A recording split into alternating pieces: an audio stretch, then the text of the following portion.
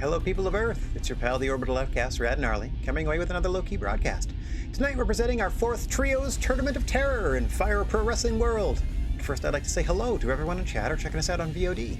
No matter where or when you happen to be in this great big old world of ours, we're happy to have you with us. We hope today finds you well. Okay, let me get over to my GWA screen in a hopscape and a jump. Hang on one second. Let me get set up over here, and hiya!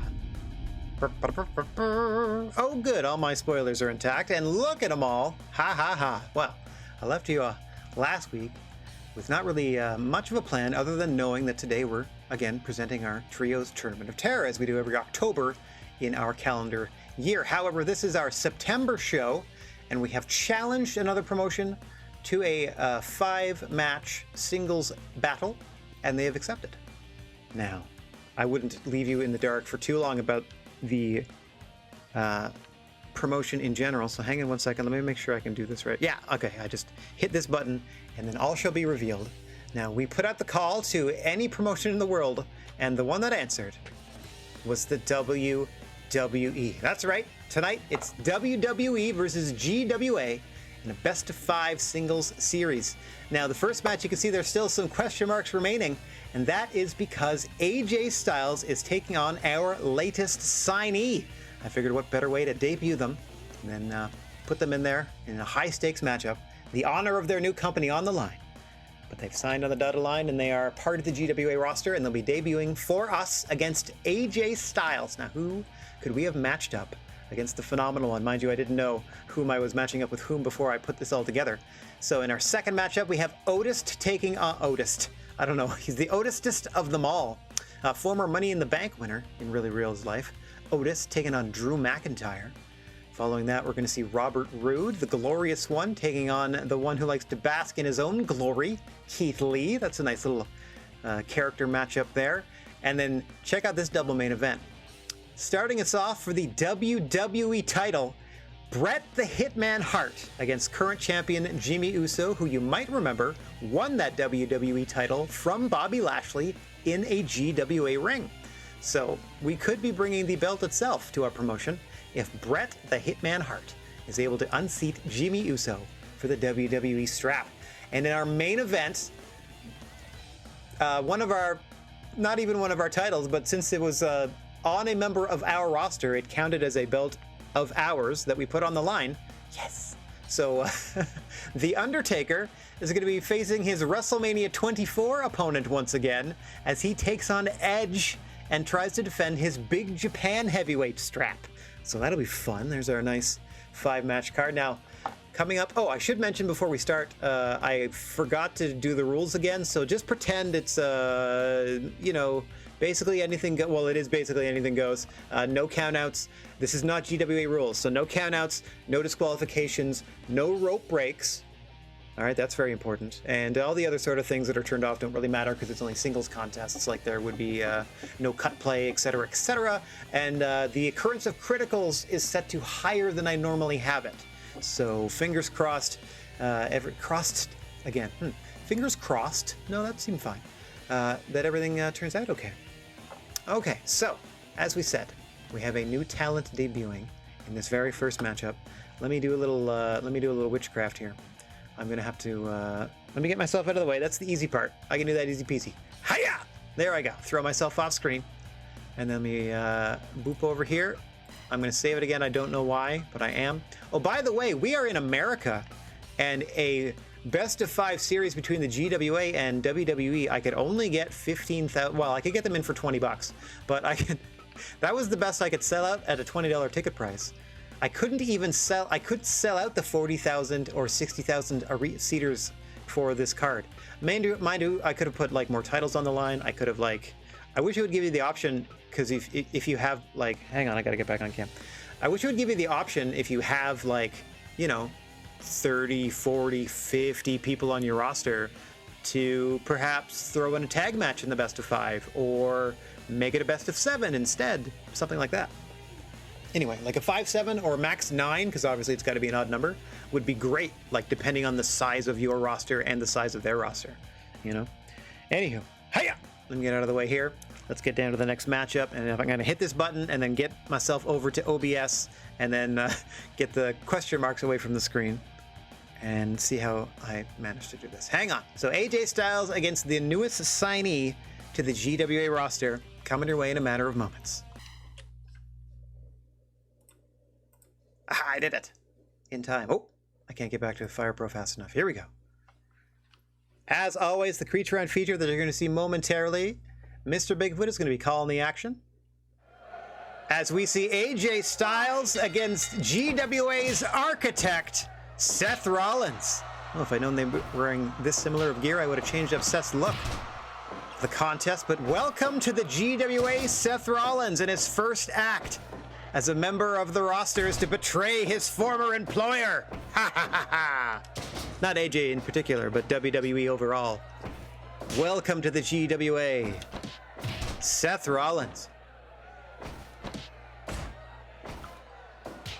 I believe utilizing the stomp in this variation as his finish, but obviously has all of his signature offense, borrowed or otherwise innovated, I should say. These two, no strangers to one another, I can tell you. A look of shock on the face of AJ Styles. I can tell you from the entrances that we don't televise. And Seth Rollins came out to answer the call as the latest edition. Actually, in thinking on it now, the one thing, and this is just an aside, as the action continues on the floor, a reminder, no countouts, no disqualifications anywhere in the arena. Anything goes, no rope breaks. There must be a winner by pinfall or submission or knockout. Oh gosh, and speaking of, a Falcon Arrow on the floor to AJ. Responding with a quick body slam and then rolling back into the ring to try to get a little surcease from the assault of Seth Rollins. Nice duck there by Styles. These two back into it, and back and forth they go. Headed center of the ring. Oh, thought we might see another Falcon Arrow there. But he levels him with the vertical suplex. 2 in a row from Seth Rollins. Drop toe from AJ trying to get back on track here. Nice block by Styles. Familiar elbow combination. Shades of Mitsuharu Misawa there from Styles. Nicely done into the gutbuster over the knee there, and back to those forearm elbow strikes from Styles. Working the head and the midsection. 2 key areas if you're going to land on a dude with that Styles clash. Nicely done. Discus lariat from the Phenomenal One.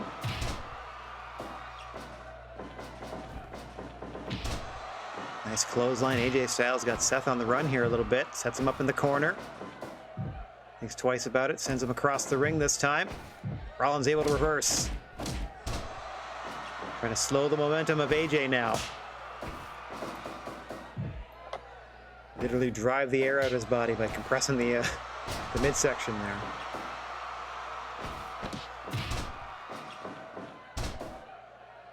Roll up and again, no rope breaks, and there's an example of it. Normally that would have been stopped, but a 2 count there for AJ Styles. And if Rollins wasn't aware of it, now he knows, and he's got to get acclimated. Sling blade from the Architect. I'm not going to be referring to him as Seth freaking Rollins. That's just lame. I don't know what it is about the heels in WWE. This is another quick aside. I watched Raw for the first time. Hang on, quick roll up here in the corner, and Rollins able to kick out again at 2. I watched Raw for the first time in eons, as they are, of course, gearing up for WrestleMania. So I want to see, like, all right, let me see some of these story beats on the way in. Maybe I'll get more invested, because right now I'm not really feeling it.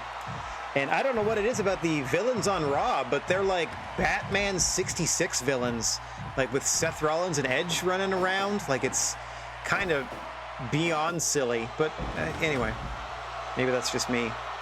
Like, it's trying to be modern presentation, but they're regressing to sort of like way too childish of a character already, especially the silly suits.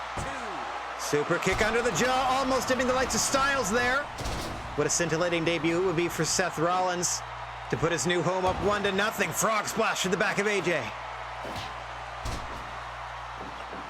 All right, I promise to focus on the matchup from here on out. Pinky swear.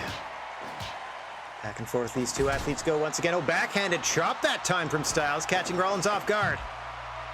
Fires him into the corner. Rollins fights his way free, though. Tit for tat, back and forth, anything goes. And there you see it from Rollins, countering Styles with that low blow, and Styles not taking too kindly to it. Oh, another vicious super kick onto the jaw, hooks the leg deep, 2, got him! Seth Rollins dimming the lights of AJ Styles with a super kick. And it's 1-0 for the GWA over Rollins' former home, the WWE. All right, 1-0. How do we do? Sure. I'll take. I'm legit shocked that we cranked out a 5-star in 12 and a quarter minutes. But if any two athletes are going to be able to do it, turns out it's Seth Rollins and AJ Styles in your first fight of the night. Woohoo. Okay, so 100%. Follow that, everybody. 1-0 GWA. Okay. I'm so happy I'm done with all my spoiler tags, too. But that was complicated. Well, it wasn't too complicated, but that was me, as I usually do, setting up little extra things, like during the countdown, or like seconds before I'm supposed to start the countdown. Because that's just how I be, yo. All right, let me get rid of the... While I'm here in OBS, pardon me for 1 second whilst I remove those spoiler things, as I don't need them anymore. Let me just reorganize real quick. Uso, and I'm speaking of the other spoiler graphic, the gentleman himself. Uso, I need over here. There you are, you're back. You can leave. Because these two text ones I don't need anymore. And, okay, they is gone. Ha-ha! All right, everything's back to normal. Boink! To the next screen. All is revealed. What a debut for Seth Rollins. It's actually, I'd say, I should take a look at the new average, because there was a real good streak of hires where they would lose their first singles contest. But I think some of these later roster additions, as we've gone on in our years here, have kind of pulled that average. Certainly, you know, obviously anything would be closer to even, but I think we're almost there in terms of win-loss record. I could be way off base, but it feels that way. Certainly, there's momentum on the debut crew, as you want to, if you want to call them that, winning their first matches. Okay, speaking of first matches, I'm sure this has been done to death on actual WWE television, but this is gonna be the first time that I'm seeing it. Otis versus Drew McIntyre, headed your way. I don't know which version of Otis this is. This might be American Alpha Otis. This might be Heavy Machinery Otis. There we go. Wow, that took a while to remember that tag team. I've been watching wrestling for 3 decades now, and there's too much stuffed in. So much is leaked out. It's, you know, it's kind of there, but it's buried under so much crap, I guess, is the better way to do it. There's so much to sift through to get to, like, the information I need currently, let's say. All right. Get myself out of the way. Hoya!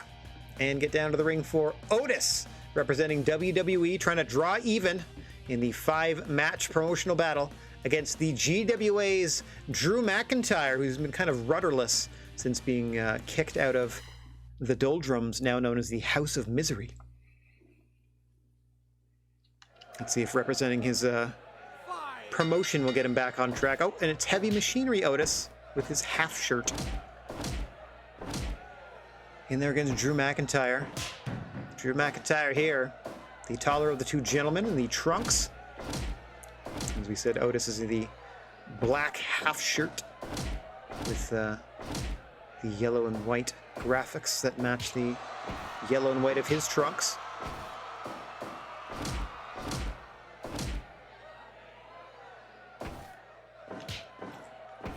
Battle of two powerhouses here, and unfortunately you see Otis busted open there in the opening 90 seconds from a shot to the temple from Drew McIntyre there. Drew McIntyre here, over there. Yeah, you can see already the blood flowing freely into the face of Otis, busted wide open. That shot to the temple, and that's going to be a bullseye for Drew McIntyre for the remainder of the matchup. Like it or not, it's going to be the tactic he's most likely going to employ as he looks to put the GWA up 2-0. Yeah, you can see him firing away on that cut. Otis, meanwhile, trying to open one up on the bridge of the nose of Drew McIntyre. Oh, big headbutt this time. Otis not backing down at all, as we said. Battle of two tough, rugged individuals here. Otis may look somewhat playful, but the man is a legit amateur athlete and powerhouse.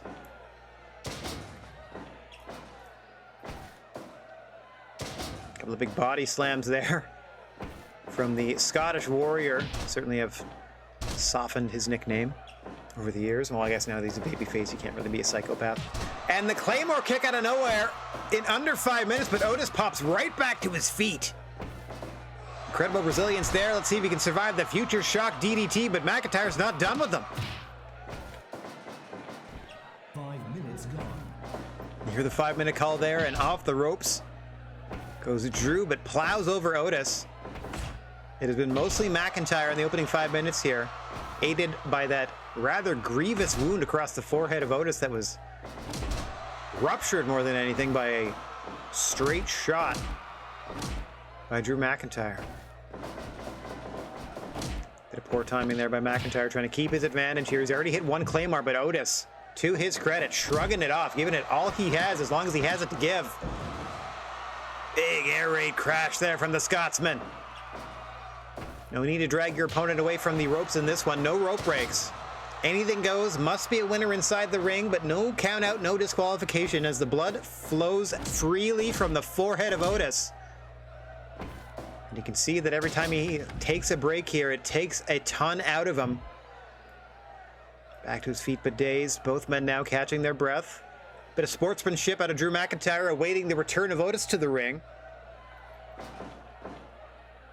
Would have thought that might have got some applause from the crowd based on Otis's present condition, but perhaps wondering why he's not pressing the attack. Couple of body slams and back out goes Otis, and once again, Drew McIntyre giving him the benefit of the doubt here, allowing him to get his wits about him. Oh, nice. Otis in with that turning belly to belly. And right back to the head and neck go McIntyre, and you can see the blood pooling there. It won't last long because the canvas absorbs the blood and makes the fight stronger. As you can see, the resilience there out of Otis. Quickly, though. Tucked into a small package, perhaps a mercy there from Drew McIntyre, but Otis not taking too kindly to it and responding with a big Vader bomb. 1, 2. Shades of the recently retired Vader. All too brief a career in the GWA before they called it quits. Somewhere Bobby Lashley is snickering to himself. Oh, hang on. Does this gentleman actually do the worm? Oh, I guess he did, eh? I don't know. I think he called it the caterpillar. And into the cover goes Otis. Drew at a respectable 2 count. Almost immediately, and then a belly to belly. Hurdling Otis out of the ring again, allowing him to return. But you can see the message being sent each and every time. I can do this at will, says Drew McIntyre, anytime I want a little break or to give you one.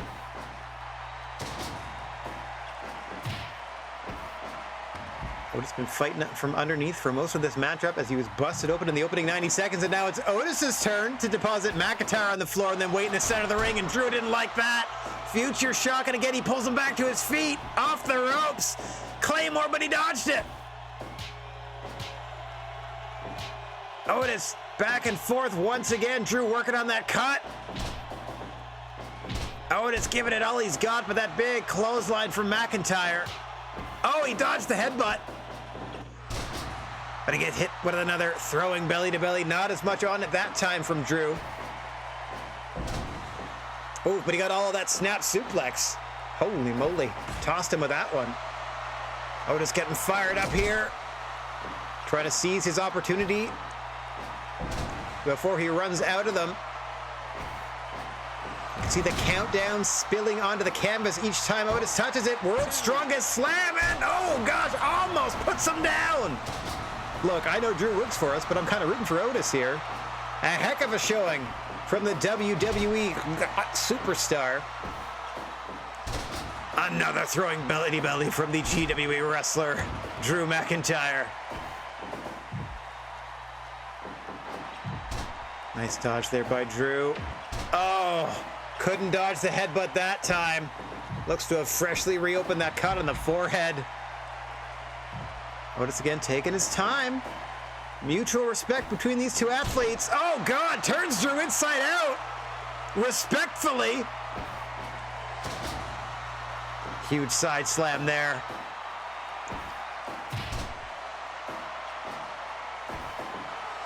And another future shock DDT from McIntyre, this time into the cover. 2. Otis kicks out. Turns Drew inside out. Nice tilt-a-whirl backbreaker there from McIntyre. Impressive strength getting that big guy over like that. Especially at this point in the matchup. Both men slick with perspiration at this point. Dodging the falling clothesline there is Drew. Getting sent off once more. Nice big back body drop from Otis, but he can't follow up. Takes his time, can barely run the ropes, and gets tossed with another belly to belly.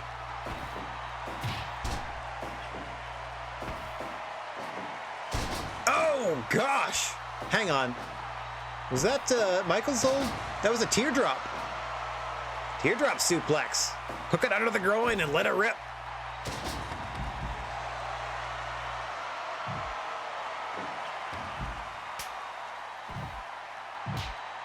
Otis now grabbing a chair on the floor. It's all legal. No countouts, no disqualifications, in or out of the ring. Anything goes. Must be a winner here. That's why they were pretty lax on the bleeding that Otis has been doing for almost 20 minutes now. They will tend to him after the matchup ends. We must have ourselves a winner. Oh gosh, and Drew McIntyre looking to ensure that it's him with an air raid crash and a big body slam. Look at the blood on the mats. Oh, and there's only going to be more. Otis back to his feet first. Perhaps a last gasp from the big man from WWE. Drew McIntyre taken over on the floor here. Otis desperate for another chair, but it's going to do him no good. Huge headbutt from Otis this time. Hang on, looking to hit the caterpillar on the floor for all the good it'll do him. There to the knee, I guess. It looked like he went wide by a good 6 inches, but let's say it got him in the knee, right in the kneecap with a hammer fist. Reverses off the ropes. Sure, leapfrog just to prove he could do it, and then another belly-to-belly from Drew McIntyre, who's having fun with him, steals his finish in the center of the ring, and Otis not going to stand for it. Oh, looks like he's going to get tossed around for it.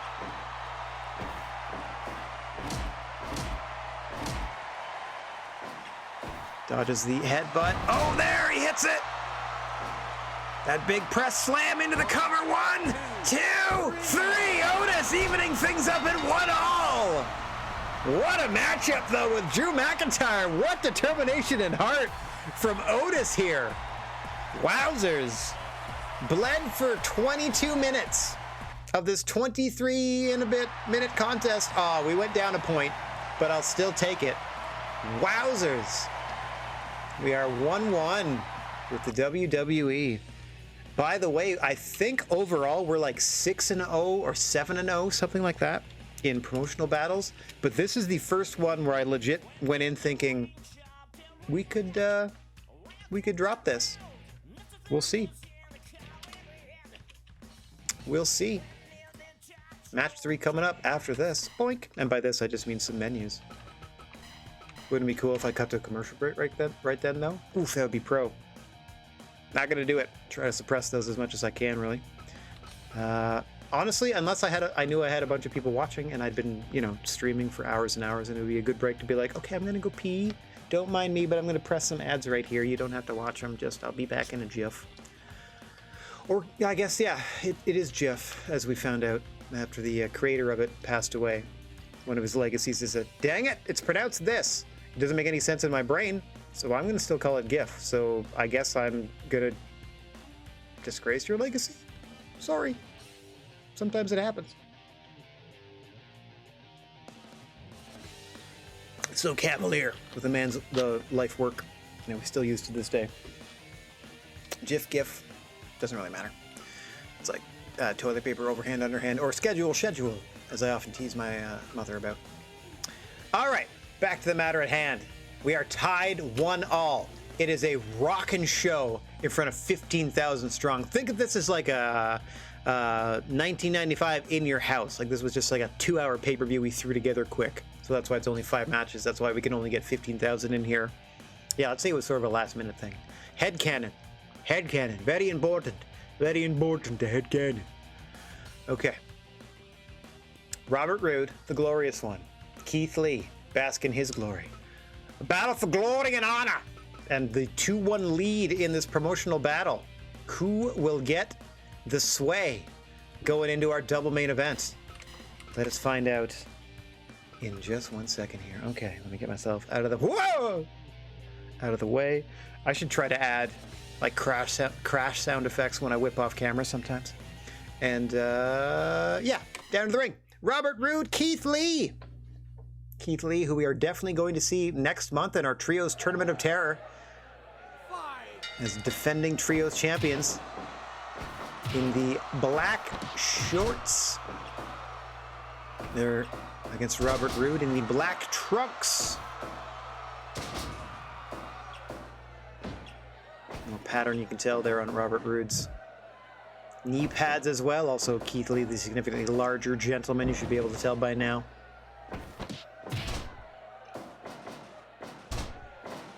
Brought some of the Beef Boys on the bus down here to WWE headquarters or wherever this is taking place. Another anything goes matchup. No count out, no disqualification, no rope break. That's because I was a dum-dum and forgot to set the rules to GWA style, but that's okay. Oh my gosh, I was going to say that's okay, but I don't know how okay Robert Roode is after that maneuver. Pop up into a side slam of sorts there. And you see the power and unique offense on display out of Keith Lee.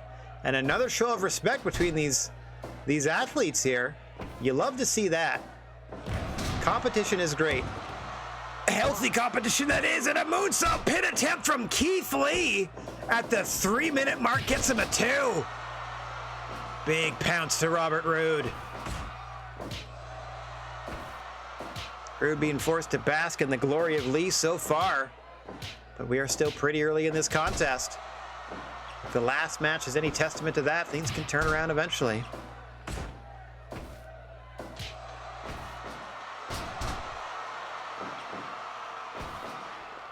Robert Roode going to work now. Working Keith Lee back to the center of the ring. Gets planted in the corner. Oh, able to avoid the charge from the big man. Smartly done there by Roode to get out of the way. Would have been squashed. Nice backbreaker there, working on the midsection. Oh dear. Keith Lee borrowing a page from fellow GWA roster member Drew McIntyre with these overhead belly-to-bellies. And the fight once again spills out of the floor this evening. Delayed vertical out of Keith Lee. Again, no count out, no DQ, nothing anybody can do about it. What's this from Roode? Impressive power, getting the big man across his shoulders and down into the neck breaker. Basking in his own glory is Robert Roode, though it looks to have taken a lot out of him. Hang on, 2 in a row. Into the neck breaker, into the cover, into the 2 count.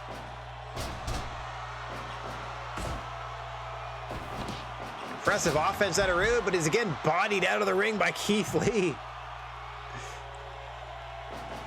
Takes the time to catch his own breath. And the fight resumes. Oh, Keith Lee with that turning belly to belly. Oh, dropping the hammer.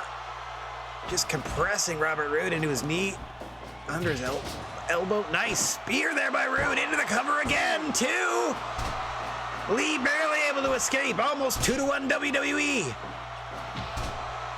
Lee fighting back though. Nice discus elbow. Roode with more impressive power on the suplex.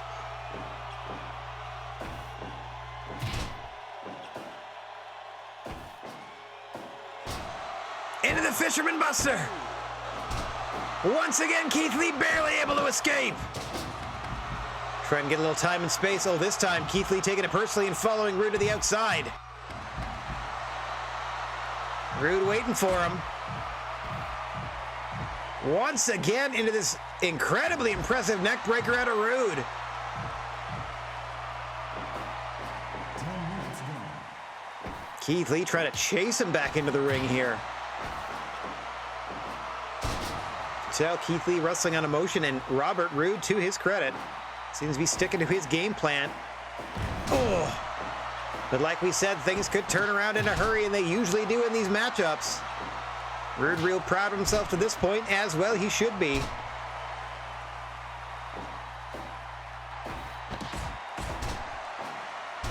Keith Lee, though, trying to get back into this thing after a dominating few opening minutes. Oh, big gutbuster by Rude. I thought he was going to Death Valley Driver there, one of his earlier finishers.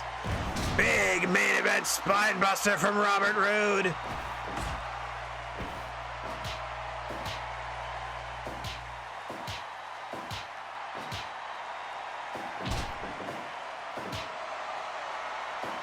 Keith Lee turning him inside out and settling that strike battle with a huge clothesline. Unfortunately for Lee, Rude back to his feet first. Rude awakening, dare I say. And then spikes him with a DDT. Can't go for the pin. So he hits another Rude awakening. Rude stalking his prey here. That's 3 now. Robert Roode taking his time. Oh. A desperate counter there from Keith Lee, but effective. He's got to find a way to get back into this thing if we want to see a 2-1 GWA advantage. Robert Roode looking to put him away with that elevated DDT. 1, 2. Keith Lee out at 2. Back to the gutbuster. Robert Roode able to counter the suplex, and Keith Lee spills to the floor. Not the matchup we were anticipating, as Robert Roode is feeling it in a big bad way. Oh gosh. Now he's hurting in a big bad way. Where are you going? Dear God, Keith Lee over the top. But Robert Roode responds with another huge DDT, this time on the floor. Both men back inside. Absorbs the drop kick. Every time Keith Lee tries to get back into this thing, Robert Roode able to shut him down. An amazing display from the WWE talent this evening. Keith Lee trying to purely power his way through this thing, and so far it is not working on the decorated veteran Robert Roode. Hang on, back to this incredible neck breaker. Roode basking in his own glory in a big bad way. Huge lariat to the back of the head. Northern lariat. Another old finisher. Oh, both men down. I mean, mostly the Northern lariat was off the ropes, but still a lariat to the back of the head. Roode awakening. Roode in firm control of this one. Keith Lee still fighting back, though. Back to the gutbuster. Off the ropes now. Drops a knee across the chin. Hang on, big counter from Keith Lee this time. Trying to get back into it as we approach 20 minutes gone in this singles contest. No time limit, no count out, no DQ, no rope break. Whole lot of shaking going on. At the 20-minute mark, only way to win is by 3 counter tap out inside the ring. GWA versus WWE.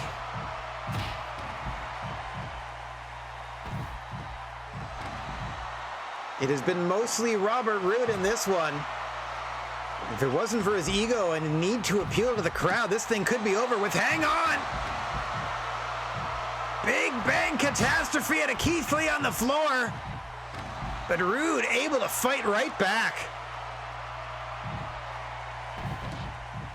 Oh, getting tossed into the commentary desk this time. Too bad those things can't collapse. Keith Lee getting some space here. Nope. Opts to chase Robert Roode once again. Trying to get the advantage on him after these taunts, but Robert Roode ready for Keith Lee each and every time, and back into the pin.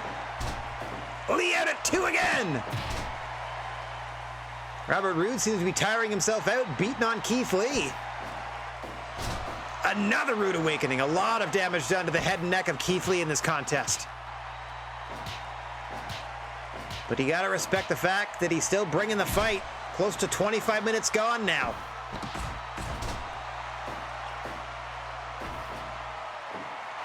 Another huge DDT by Roode, but he can't capitalize. Keith Lee unable to hit most of his major moves inside the ring. Outside, a different story. Fisherman suplex, no rope break, and this could do it! Lee out at 2 once again. Have not seen a single Spirit Bomb attempt in this contest. Lee off the ropes.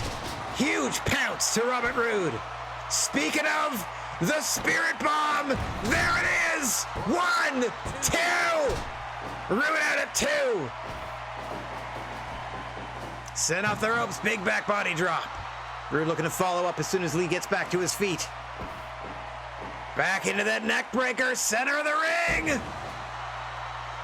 Into the cover, 1, 2, 3. Robert Roode makes it 2-1 WWE over Keith Lee.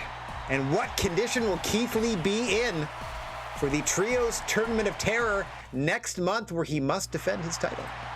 Bum, bum, bum. 2-1 WWE, how we do? 96. Hey man, that's still great. 2-1 WWE. Ooh. Going into our double main event, as we said. Championships on the line, promotional pride on the line. We have to win, and by we I mean the GWA faithful. The roster has to pull out these last 2 matches or we're sunk. First up, it is Bret Hart versus Jimmy Uso with the WWE title on the line. If we do not crown a new WWE champion, we will have suffered our first promotional loss in our company's history. Tons on the line in this one. Let's get down to the ring.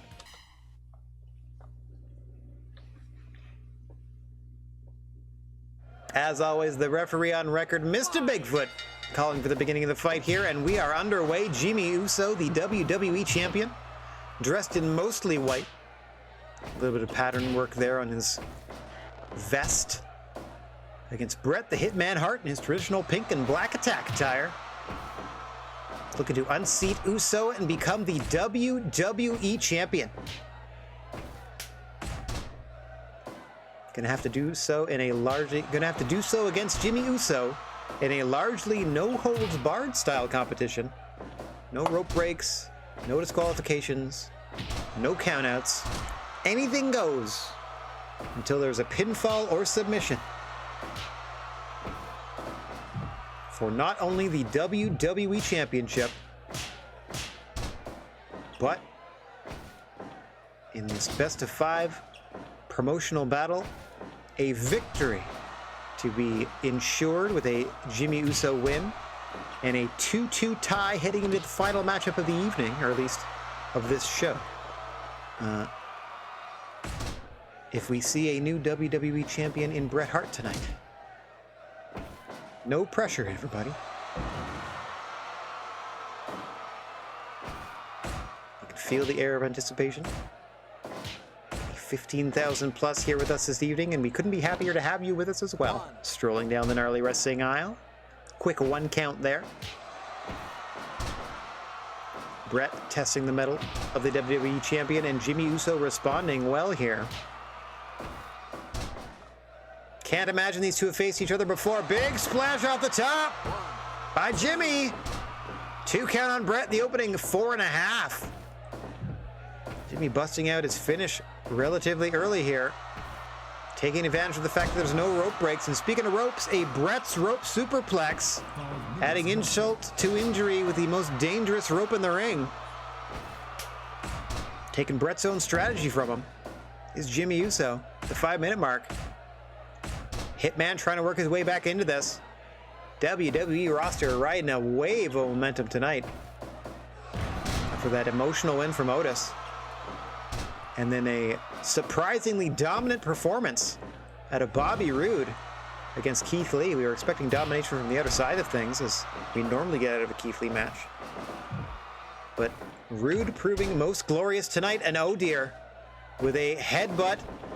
Bret Hart has busted open Jimmy Uso, and this did not fare well for the GWA member of the fight earlier tonight. Let's see how Jimmy Uso deals with a gaping wound on the forehead. Super kick, middle of the ring, and he almost puts Bret away. Seemingly paying his injury no mind is Jimmy Uso. Looking to put Bret down and defend his title. Another big splash. 1, 2, 3, just like that. Jimmy Uso in less than 8 minutes, crushing the hopes and dreams of the GWA in this one, defending the belt and putting a button on the victory for the WWE in this promotional battle in a crap match. I mean, as far as our standards are concerned, a real stink-a-doodle. Wowzers. Making short work of Bret Hart. That I did not anticipate, especially after the night we've been having so far. Anything can happen in the GWA versus WWE. Failed to take title and secured our loss. The only thing we can do now is try to save face as The Undertaker looks to defend the Big Japan belt against Edge. This was the reason I put this belt on the line was like, I don't really, it doesn't matter if we lose. But it certainly mattered when we lost, where we did lose. All right, headed to the ring for our main event of the first show here. Edge versus The Undertaker, a rematch from WrestleMania 24. Headed your way for the Big Japan Heavyweight Championship this time. And to see if we lose 4-1 or 3-2. As always, the creature on feature, Mr. Bigfoot, calling for the bell, and we are underway.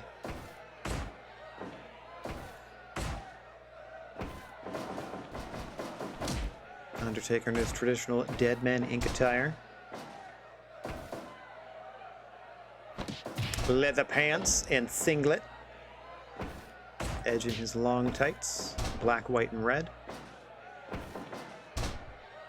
These two, obviously no strangers to one another, as we mentioned, a rematch from WrestleMania 24.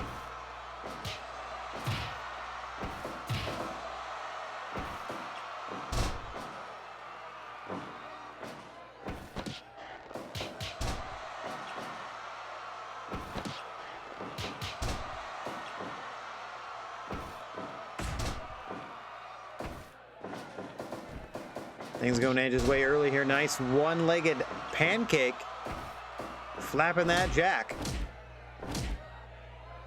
Undertaker looking to strike back here. As we often mention, he is the most prolific striker in the history of carbon-based life forms. So he pays me to say. But so far, WWE and Edge running away with this thing. I gotta tell you, the inspirational win by Otis had an immediate and palpable impact on the WWE locker room tonight. Saw what that man went through for over 20 minutes and how he came out on top. You saw the strength it gave to Jimmy Uso. Hang on, the Educator. Haven't seen that out of Edge in a while. Looking to submit the big man. Edge, as we've had, looking to ride that huge wave of momentum all the way to the Big Japan Heavyweight title. The Undertaker, championship and pride on the line here. Knowledge in the back of his head that he already knows. GWA has lost this promotional battle, our first promotional battle loss, and we accept it with dignity. Tip the cap to the WWE crew tonight. Some hard-fought wins in this one. Edge looking to put Undertaker away, but he pops right back to his feet after that spear. Impaler DDT, spear, Undertaker pops right back up. Never count the dead man out.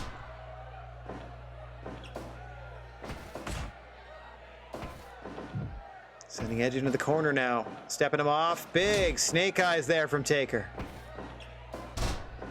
Edge looking to respond, but Taker shrugs it off. Now able to plant Edge with a DDT, center of the ring. Both men jockeying for better ring positioning here. Edge coming off the ropes. Shoulder block that time. Thought he may have been thinking another spear. Oh, just an uppercut to the ding-dong of the dead man. Pop myself with that. Hang on. Oh, and another one. A kick this time. Trying to block that. Well, successfully blocking that choke slam is Edge. Big boot from The Undertaker. Looking for the atomic leg drop off the ropes, but not enough time.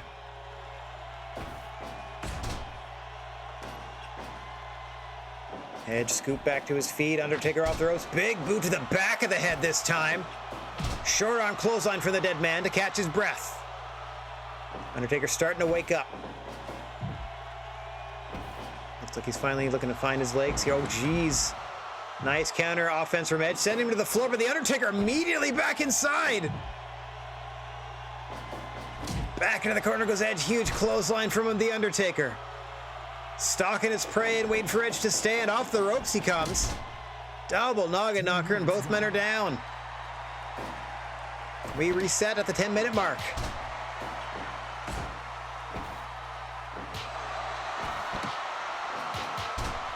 Taker looking to hang. Oh my gosh, that seated dragon sleeper. The TCB 2. Edge able to escape. We saw Undertaker debut that submission maneuver in last year's Trios Tournament of Terror. A frightening variation on his old TCB submission. Hang on, big choke slam to Edge into the cover. 1, 2. Edge out at 2.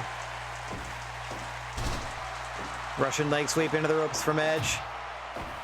No rope breaks, don't forget. Another huge choke slam. 1, 2. Edge out again.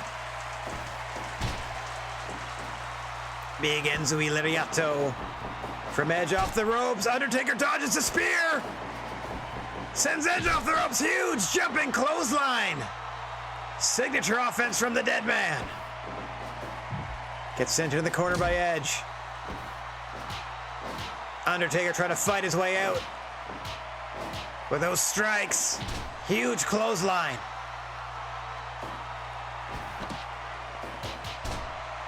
Edge looking to slow the Taker down. Gets dropped with a DDT. Taker looking to put Edge away here. Last ride coming up. And going down. Into the cover. 1, 2. Edge kicks it 2. What's it going to take for either of these gentlemen to walk away Big Japan champion? Another big boot off the ropes. And the atomic leg drop from the dead man. Edge hanging on for dear life with those quick punches in a headlock. Just hanging in there and hanging in there. Russian leg sweep now from the Rated R superstar. Backing Taker into the corner, but he fights his way out. Loading up the arm for something. But he gets sent to the floor. Edge looking to get back into this thing, where there are weapons more readily available. DDT there from Edge. 2 in a row. Trying to stun the Undertaker and keep him stunned. Big boot to the midsection. Clothesline this time from Edge. Fury of punches, punches and bunches from the Undertaker, trying to get back into this thing. Oh, Edge able to block them that time. Back and forth they go on the floor. To the delight of the fans here in this main event for the Big Japan Championship. On a night where the WWE will defeat the GWA in their first promotional battle loss. We'll see how severe the loss is with the outcome of this final matchup. Undertaker looking to defend the Big Japan title. Edge looking to become Big Japan champion and add a little insult to injury and make the victory a 4-1 as opposed to a 3-2. Oh, back into the TCB 2.0, and as I say it, the Undertaker defends GWA's honor just a little bit. And we end it 3-2 with a successful title defense. All right, respectable. Man, that seated wolf, that dragon clutch, sure. His dragon sleeper he used to call the taking care of business. This, the TCB2, the seated variety, like the camel clutch dragon suplex. Yikes. I know, I think Loki used to do that to people. No thank you. No thanks. Would not take. I mean, only because I can't. If I was a trained stretchy wrestler, could like bend like a normal human being, sure. As things stand now, or rather as things sit around and do nothing. Nope. I would be deaded. All sorts of deaded. Okay, what do we got? 97, that's more like it. Right back on track. I wonder what was going on with Bret Hart. I wonder. Just didn't work out. Loss. Promo fight, our first loss. 3-2. No problem. Ba-boom! Successful title defense. Went out on a high note, at least. All right, I've never seen the... Well, I haven't, in this iteration of the GWA, seen the disappointment you guys didn't win screen. This could further damage our reputation in the United States. So, we'll see what happens. We're already at an A. This could bump us down to a B, is what I'm saying. We'll see. Don't let our loss get you down. We'll get a chance at payback soon enough. Okay. All right. That's all they have to say. In front of almost 17,000 in a 15,000 seater. I'll take it. It was a successful show in terms of in-ring entertainment and content. Big win for the GWA there. Or, excuse me, big win for the WWE. Yikes. No titles changed hands. We still made over $1 million somehow. I mean, we make $1 million in broadcast. So we still cleared that, more or less. And now it is time... Oh, Serpentico in Latin America. Sure. They found Puff in America. There are no Puffs in America. Well, I guess there is one now. Found Puff. Oh no. Nakajima is awesome. Don't get me wrong. But I have to say no because it's Trios Tournament of Terror month. Sorry, in-house talent only. Okay. Save this. Oh, we're still AD. Not too bad. We are the number 2 ranked promotion in the world behind the WWE. So, I didn't, it's not the worst thing in the world to lose 3-2. It was a close fight. And again, we went out with a win for us in the end of things. So that's not terrible.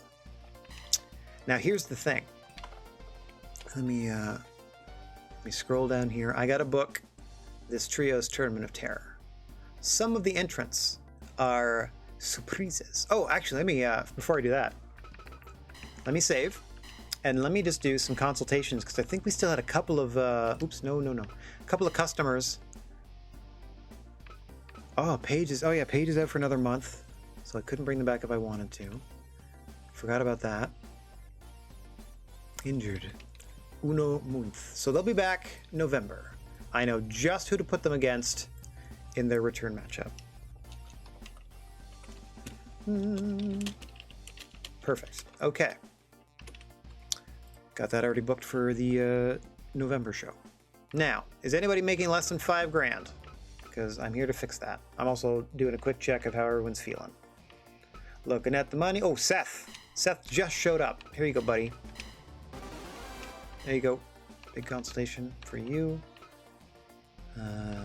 Everyone else is doing... So long as you're feeling all right and making at least $5,000. Oof. Moxley making 20. Sawa, Moxley, and Punk making a fair chunk of change. That's kind of another reason that I lump them together. So I'm like, well, if I'm paying all this money all the time, I'm going to make sure that I use them. And if I put them together, I'll at least start using them together, you know? There you go. Hayabusa gets more cash. Keep going. How's Keith Lee doing? Ooh, hoo, hoo, hoo, hoo. I don't know why your trust would go down, people. I've been using you all the time. He's a little beat up, but we got that tournament. Let's see. Everyone is good, though? Hayabusa I just did. Yep. That's all good. So far, so good. Just checking everyone else is doing all right. Man, these guys still hate me. I don't know why. Well, I mean, they're just not too keen on working here, I guess. That seems to be it. So I got to work on our newest hire. That's pretty much our last 2 hires. That's pretty much it. Okay, so now I'm going to actually check to see if somebody wants a further raise beyond what they're already making. Bret, you got it, buddy. How you doing, Bret? Hey.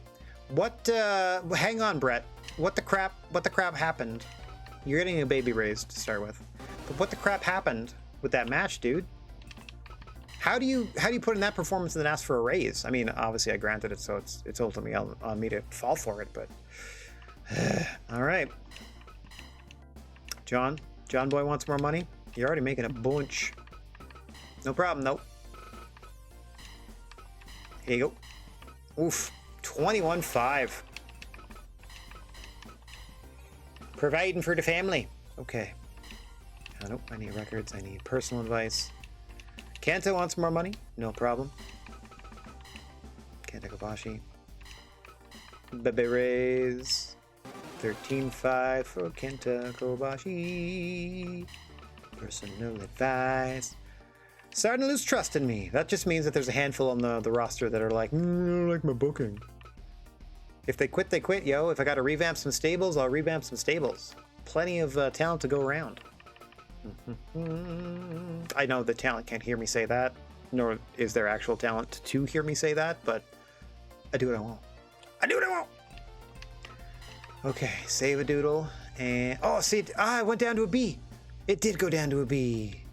Dang, I gotta book this event locally then. Local wrestling for local people.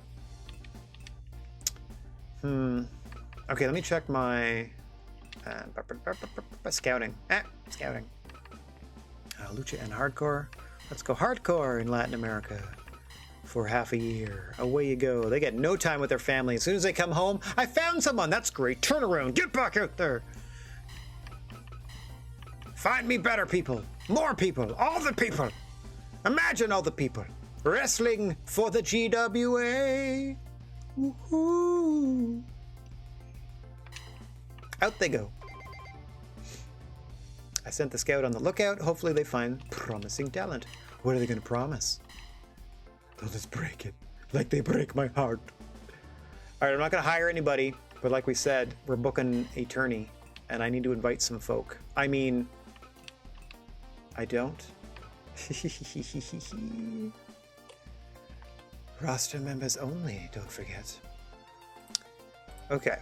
But I do want to book a little bit of this in private. So let me get to this, and oh, I know, we'll go to this screen whilst I book this. Hiya! There we go. Tonight we are going to present for you the Trios Tournament of Terror. I'm going to do this in a couple of stages. First, I'm going to book. Well, plus I have to I want to make the rules a bit of a surprise, so I'm going to do that. So I should just be here at the GWA Event Center for a couple minutes whilst I set this up. You're going to hear some. You're gonna hear some things. You're gonna hear some things. Oh boy.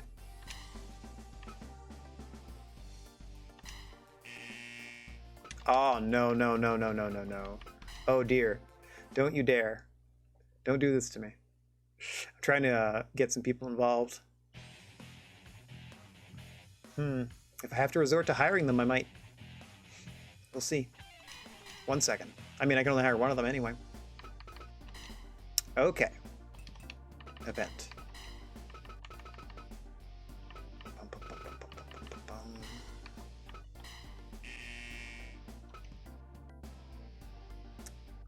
That's amazing. I had this plan,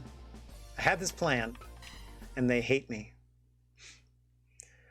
We're gonna keep trying. Each of them gets 3 strikes, as you know, before I move on to others. Okay, loading it up.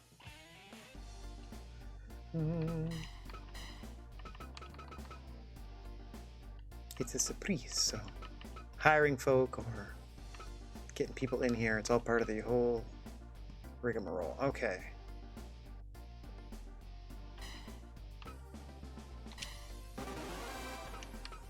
Well, there's one. That worked. Not quite who I was after, but let's see if I can get the one I was really after. Nope. Perhaps it's for the best. See if I can... I got another fallback I can do. I'll see if I can get a hold of them.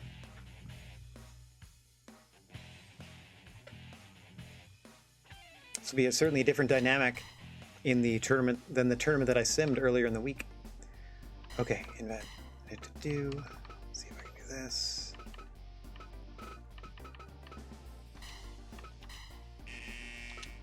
Dang. The one that gets me is they're interested in working with us, but not at this sort of event when I haven't booked anything yet. And as you can see, we're booking the Trios Tournament of Terror, or Tourney of Terror, as will fit on screen. I promise, as soon as I get the rule set and the first team booked, I'll switch back, and then you can see the rest of the booking process, just so you don't have to stick with this screen for too long. I'm going as fast as I can here, but I'm trying to get these people interested in showing up.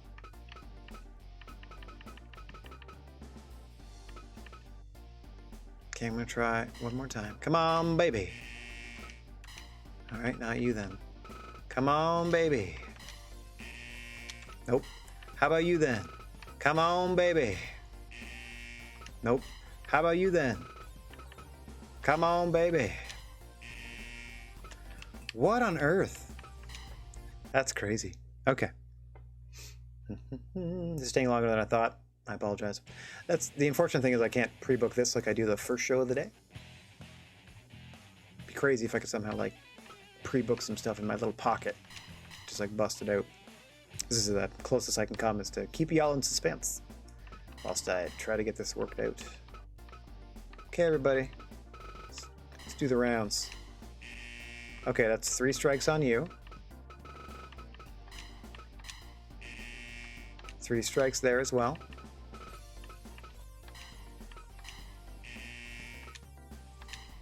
That's a strike 2. And that's a strike 2. And the reason for saying no, I do not understand. All of them said they don't agree with our wrestling style. They're all strong style athletes that I'm picking. They're all exactly the same style as we have. So imagine my confusion. Anyway, we're gonna get this done. We're gonna get this done somehow. Do I need to add? Do I need to skip? Like I've done before, do I need to skip some of this whole, ask us if we want to join, and just skip straight to the, let's just try to give them a contract? Might be. Just listening for the good noise. Wowzers. Okay. Reloading. I'm going to have to offer one of these, because I got one of them. Even though it was a backup, it was still acceptable. And now I have sort of like a pool that makes sense with the one that I already have, that I'm just trying to like match things up. So I'm going to have to start offering contracts to get them in for this, which also is better for, make sure they're at least going to show up, or that's more likely they're going to show up because they actually work here. Okay, well, human resources, offer contract. Let's see if we can do this.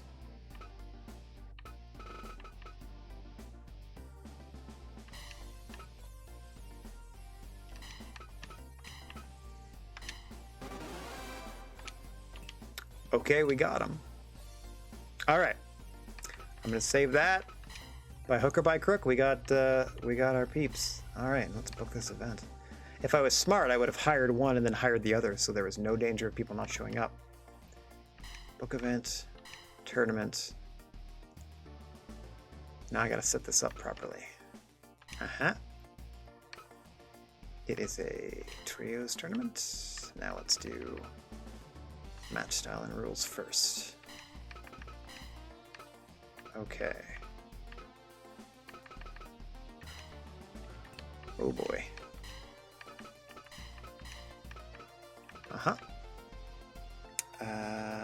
Let me just double check these as I'm looking at them. Yep, that's good. That's also good. Perfect. Okay.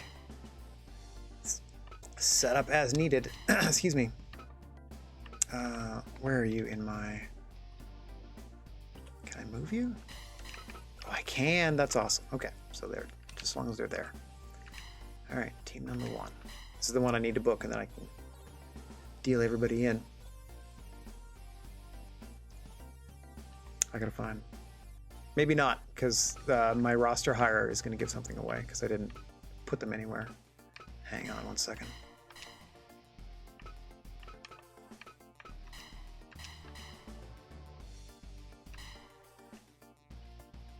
Okay. Bear with me as I book everybody.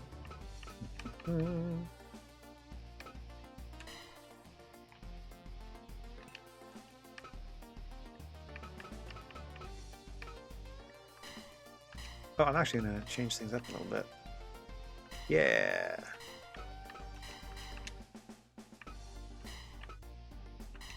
Okay. Boop, boop, and then a boop. Okay. So hang on one second. Let me just adjust my... There we go. Okay. That's been adjusted. That team's in already. Let's put this team in. Do.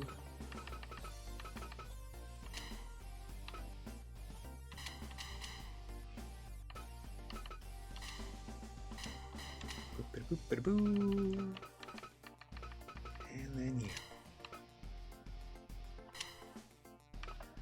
Okay. Halfway there. Bear with me. Continue to bow. What a pricey group this is. Speaking of Misawa and friends, you can guess who I'm putting in this.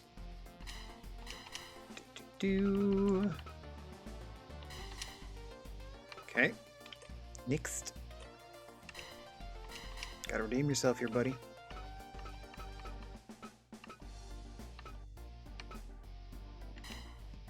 I'm feeling good, though. It's alright. How are we doing? Bringing the beef in this one. Okay.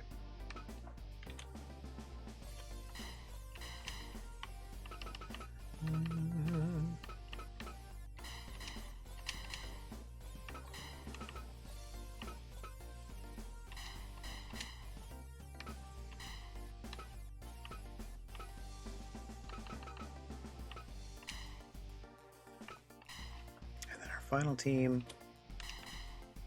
All right. Not too shabby. I put this tournament together a couple weeks ago on paper and have stuck with most of it throughout, so I think it's pretty close to what I initially booked. I only had to change a couple of things here and there as the roster shifted slightly.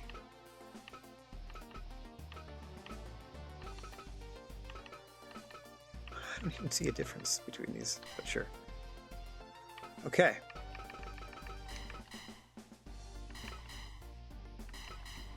Okay, I'm getting $40 at the medium haul. Can I do 20? Get $10. How we doing there? Okay, we're doing $10 the 40,000 seater. Oh, hang on, I can deal you in. But before I deal you in, let me tell you the rules to this year's tournament. Now, we have had exploding cages, we've had barbed wire, we've had weapons strewn about the place, we have had the teams trapped inside of the ring. And if I'll just pretend to read from a statement from the Squared Circle K, we, the Squared Circle K, have always believed the most dangerous weapon inside of a wrestling ring has always been the wrestler themselves. And it is in that spirit that we have devised the following stipulations for the upcoming Trios Tournament of Terror. Now let me just hit a little button here. Kazuchika Okada has contributed the following stipulation to start us off here, that the Trios Tournament of Terror shall be a tornado Trios Tournament.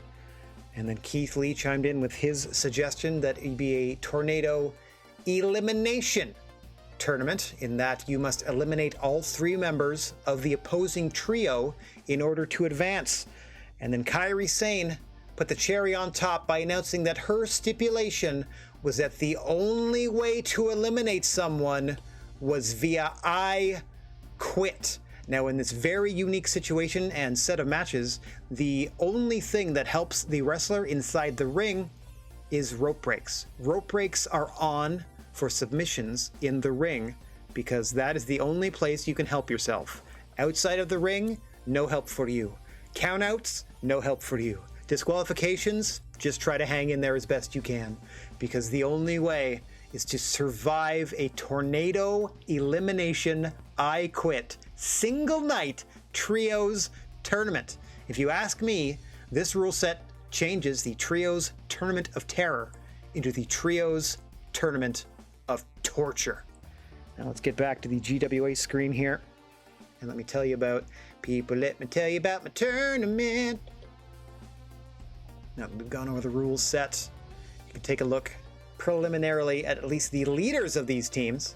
Here you see the first team captained by Bill Bullock. Now he is the gentleman that was putting forth a mystery team that we have filled out here.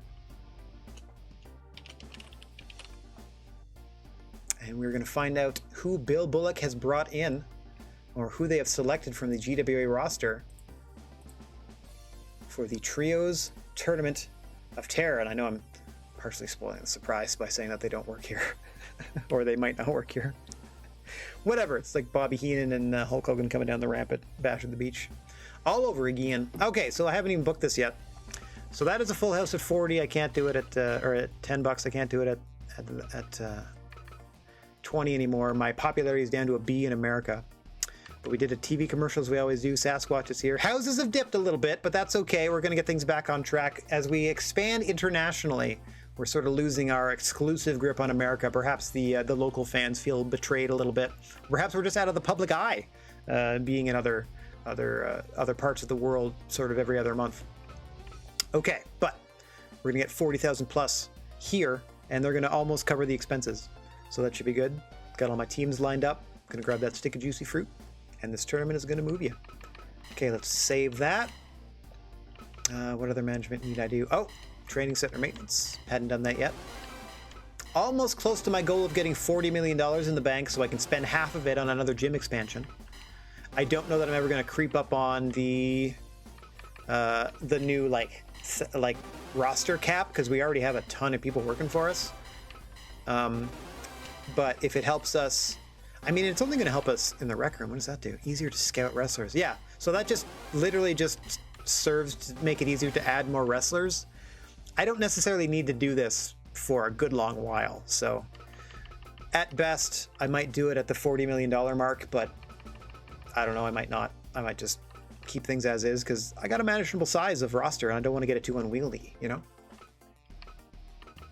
I can expand that at gym level of 10 or higher, yeah, so I need to pump that up, pump it up to level 10. I got all our, yeah, fresh start, 40,000, so let's do 10,000 snacks. Let's do a 5K run of masks. Let's do, these are cheap, let's do 10,000 goods.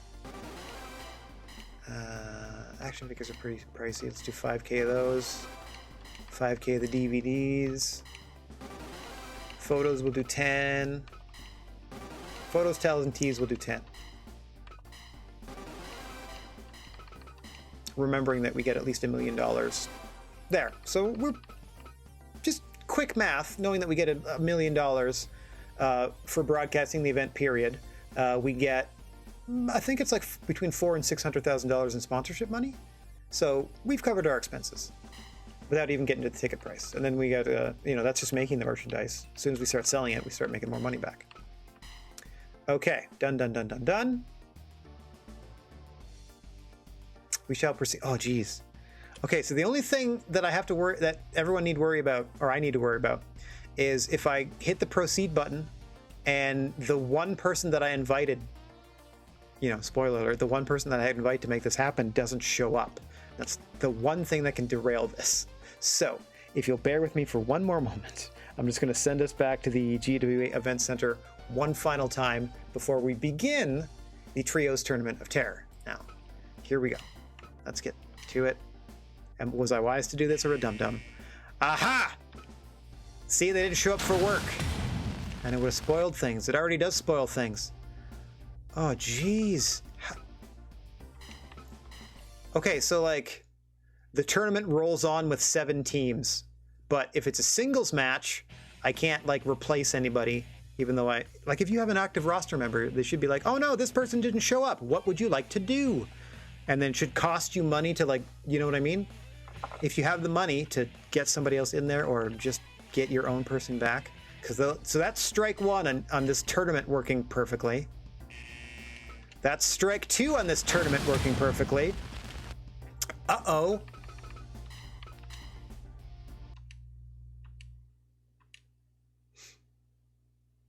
Well, I can work it into storylines, but I hope they show up. Either way, there was going to be a storyline involved with this team. Here we go. Fingers crossed, everybody. This is it.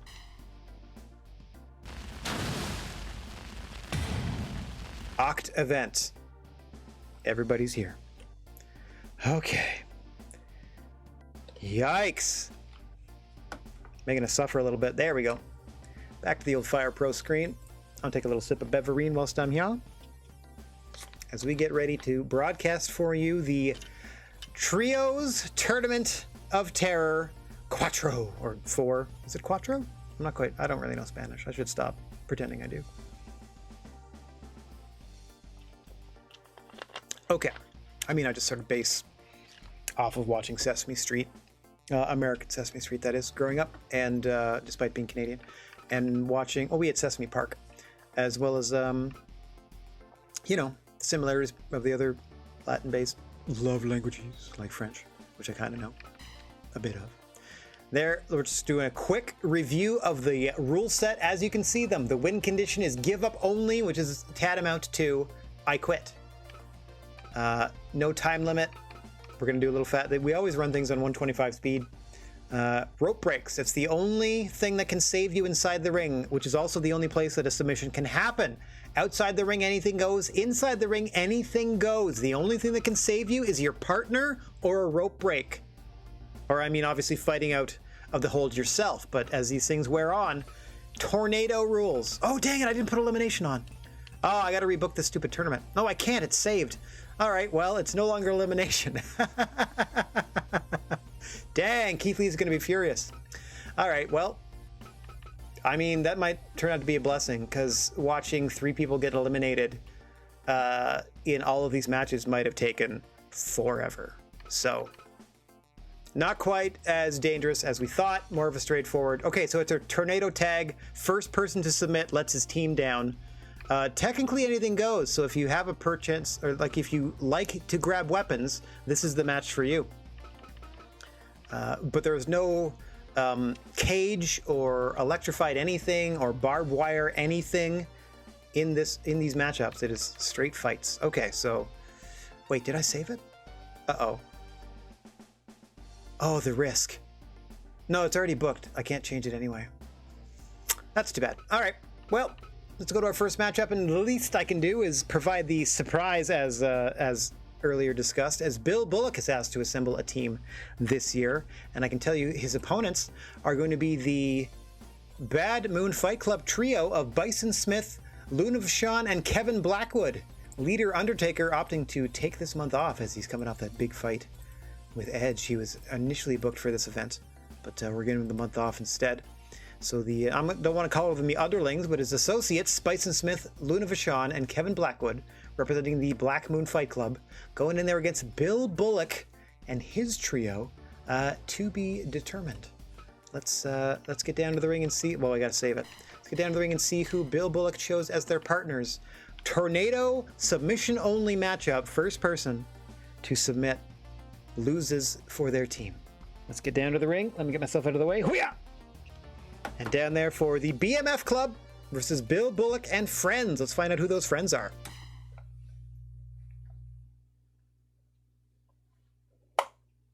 Bill Bullock and... Oh my god, I picked the wrong match. Wowzers, everything that could go wrong is going wrong in this tournament, as well as the order of matches. As it looks like we are obligated to bring you the Squared Circle K in the opening contest, regardless of where they are in the tournament lineup, as they are the defending trios champions. As you can see them in there against their opponents for the night, Jeff Jarrett, Booker T, and Kurt Angle. Bit of a mafioso feel to the former Impact trio. In there against the reigning and defending champions, the Squared Circle K. We can confirm, we've definitely heard rumblings all day that Keith Lee upset that the GWA officials overruled his elimination stipulation. As it remains, these are Tornado Trios matches, and the first person to submit will lose the contest for their team. Winning team moves on, and at the end of the night, will be crowned Trios champions. We'll split 666,000 fake dollary dues. And each individual member of the team gets a GWA title fight of their choosing. As we already see the GWA Tag Team Champions Kurt Angle and Booker T here in the contest itself, looking to perhaps add some singles gold to their GWA resumes here, along with Jeff Jarrett coming off a Hall of Fame Championship title opportunity, where he was defeated by reigning champ Eddie Guerrero. The Heat Business, not part of tonight's tournament. We have 6 stables, and I've tried to only put 4 of them in the Trios Tournament of Terror. And at the time of my booking, the Heat Business had all the titles, or had more titles. So I was like, well, they already have them. They don't need them. As we try to give opportunity, though, since we save half the tournament for existing stables, those opportunities seem to come to the groups more than anything else. So time will tell. We still have yet to see who Bill Bullock has chosen. Perhaps they were delayed in travel or something. Certainly they had their issues getting here in the first place. We will be bringing you all of the first round matchups in order or out of order. This was meant to be our second contest of the first round, so it's not too big of a deal when you're only dealing with 8 teams to start with. A lot of action to call. That's why I'm going to do my best. And I'm also just sort of observing things. As we can see, Kurt Angle and Keith Lee. That's a match I wouldn't mind seeing one-on-one.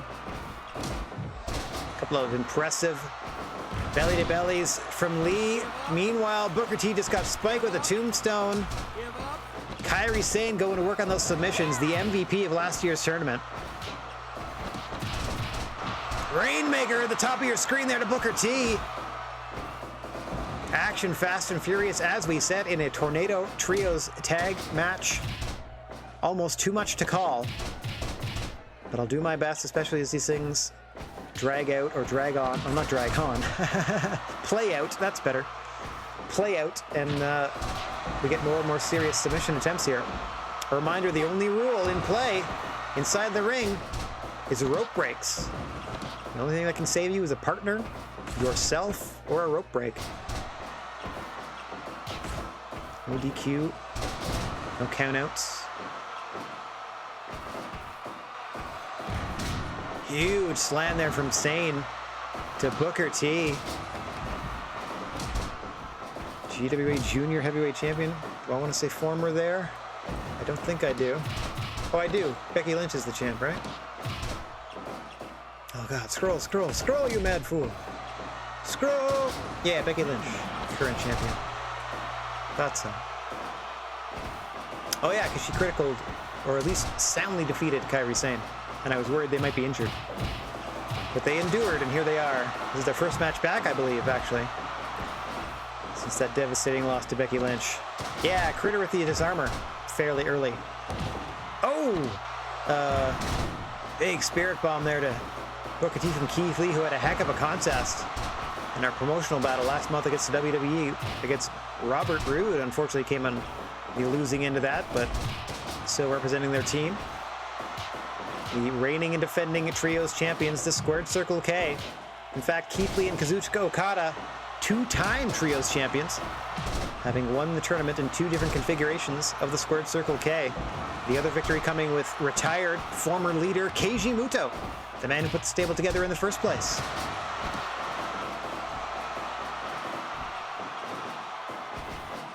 We see things sort of spilling into a couple of odd person situations here. Oh, no, hang on. Kurt Angle zeroing in on Kairi Sane on the floor, all perfectly legal. Meanwhile, in the ring, Booker T and Jarrett facing off against Okada. And Keith Lee, big spirit bomb headed Jeff Jarrett's way.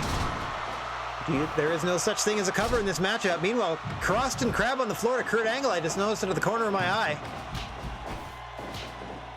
That would be a valid submission had it been applied in the ring. First person to say I quit loses the match for their team. Winning team moves on to the semifinals of the Trios Tournament of Terror, or as it has been nicknamed this year, the Trios Tournament of Torture. Huge Olympic slam to Keith Lee, quite literally. That is a lot of mass to move, but he did a fantastic job. Now gets some help on a follow-up suplex from champion partner Booker T as Kurt Angle into a sleeper hold on Kairi Sane. Kairi Sane able to fight her way free. As we keep saying, the MVP of last year's tourney, instrumental in choosing the rules for this year's. The only one overruled was Keith Lee's elimination stipulation. GWA officials thinking that might be, or might get too out of hand in the case of a 3-on-1 situation where the only way to win is by getting your opponent to say they quit. Speaking of, Kurt Angle into the ankle lock. Working on Kazuchika Okada. Okada all on his own in the center of the ring. The Rainmaker able to fight his way free. First serious submission attempt there, and Kurt Angle beside himself that Okada was able to fight out.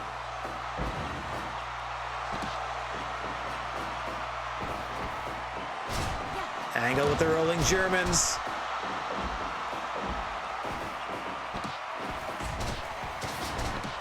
Oh, Kairi Sane now with a lock on Jeff Jarrett. Rolls through into the crowd. No, the Boston Crab. Booker T there to break it up. It would have been in the ropes, though, so that would have saved Jarrett regardless. But better safe than sorry from Booker T there, helping out his partner. Meanwhile, Kurt Angle dealing with Okada and Keith Lee. Okada just staring down Kurt Angle instead of helping his partner here. And that is it!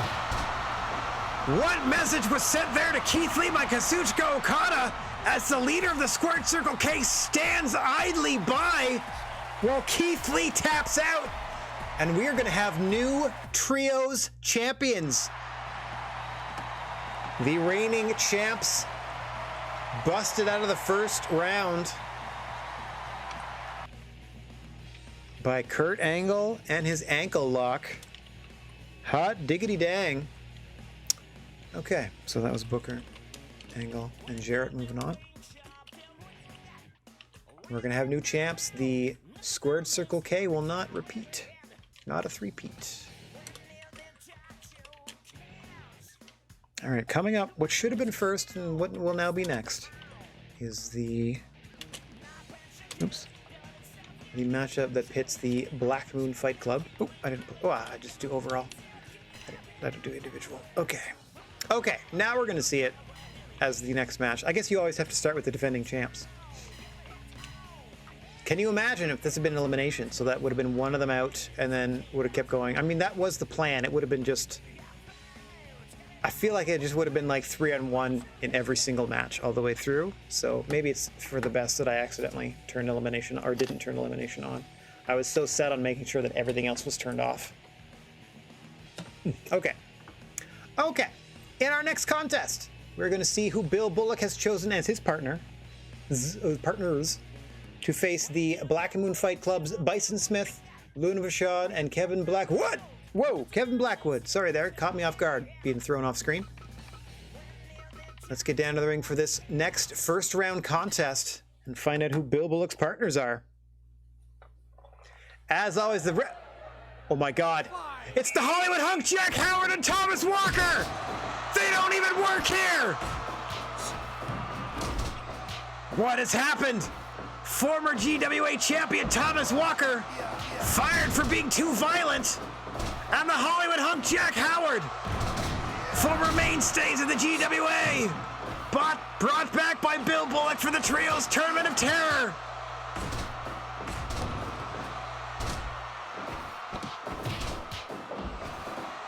Safe to say, Bison Smith, Luna Vachon, and Kevin Blackwood not prepared for this. Neither was I, and I signed the checks here.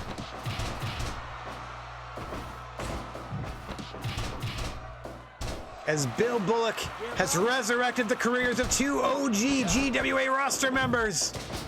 The brilliant devil Thomas Walker, the Hollywood hunk Jack Howard, for at least one night only back in a GWA ring. But like we said, they don't work here.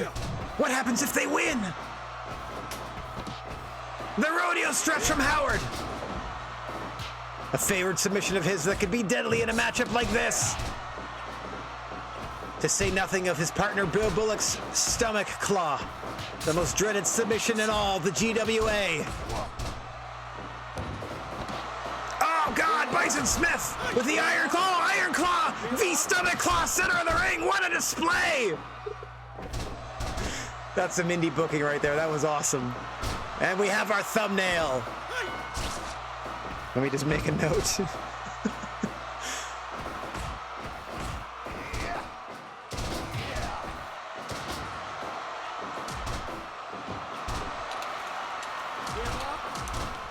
I'm writing down match 2, claw spot, TB, or TN for thumbnail. 5 minutes gone. As we pass the 5-minute mark in this shocker, as Bill Bullock has brought with him Jack Howard and Thomas Walker to the Trios Tournament of Terror, as we see a Boston Crab there from the Hollywood hunk. Saving the convict Bill Bullock is Howard. Excellent teamwork here out of the original roster members of the GWA. Howard able to fight free of that Luna Vachon camel clutch attempt.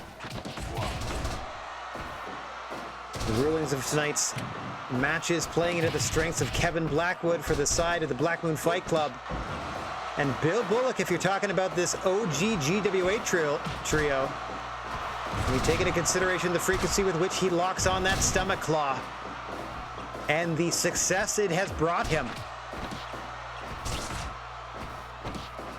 An all-out war tonight. Tornado Trios matches, submission only. Formerly there was a, oh, hang on! Back to the stomach claw and Bison Smith now! Able to fight his way free. Now Thomas Walker gets a quick Boston Crab that gets interrupted. None of the competitors shy about submission attempts in the opening 10 minutes of this contest. And they're just going to get more frequent as they get more worn down. Excellent tag team offense there from Howard and Walker. Howard slaps on the headlock to Bison Smith, trying to choke him out. Hang on! Rating spike by Howard to Bison Smith! How long has it been? Literal years! Well, literal in-game years since we've seen that in a GWA ring. TKO by the Hollywood hunk. It's like he hasn't missed a beat.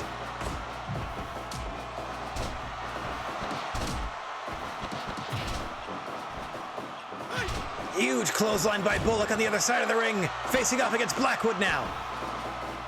Meanwhile, Howard and Bison going back at it. Bison with the fold-up powerbomb. No pins, though. Not going to help him. Walker off the ropes with a European uppercut to the back of Bison's head. Luna Vachon missing a diving headbutt. Bison going for the Bicentennial.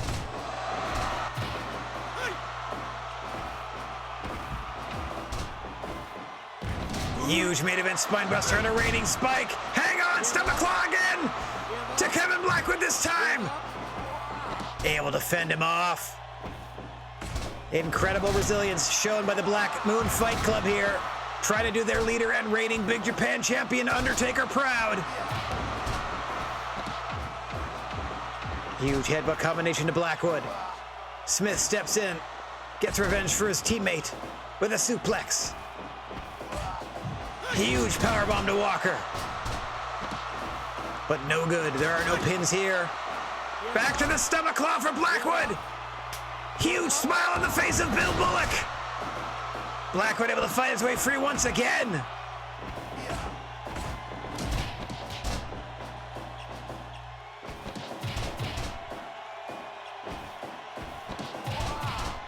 Bicentennial once again to former GWA World Champion Thomas Walker. Bison Smith keeping Walker at bay. Hang on, Thomas Howard with a sleeper on Luna. Walker fighting back against Bison on the floor, but that's not where he can win the match. At least he's tying up that teammate of Luna and Kevin Blackwood, leaving the smaller members of the team for the much larger Jack Howard, who hits another rating spike. And Bill Bullock, who, as we know, is deadly with that stomach claw. Blackwood trying to fight back with a cutter. Roll through onto the heel hook on Bullock. But Howard able to fend it off. Able to save his friend. Able to keep the matchup going. As you can see the fight intensifying outside the ring against Bison Smith and Thomas Walker. Ushi Garoshi by Walker. Flipping dropkick, but he landed on the chair, did the brilliant devil. Not his most brilliant or devilish move. Back to the ring, another rating spike to Blackwood. Walker goes up, 450, but hang on! The rope break finally coming into play, saving the matchup for either team there.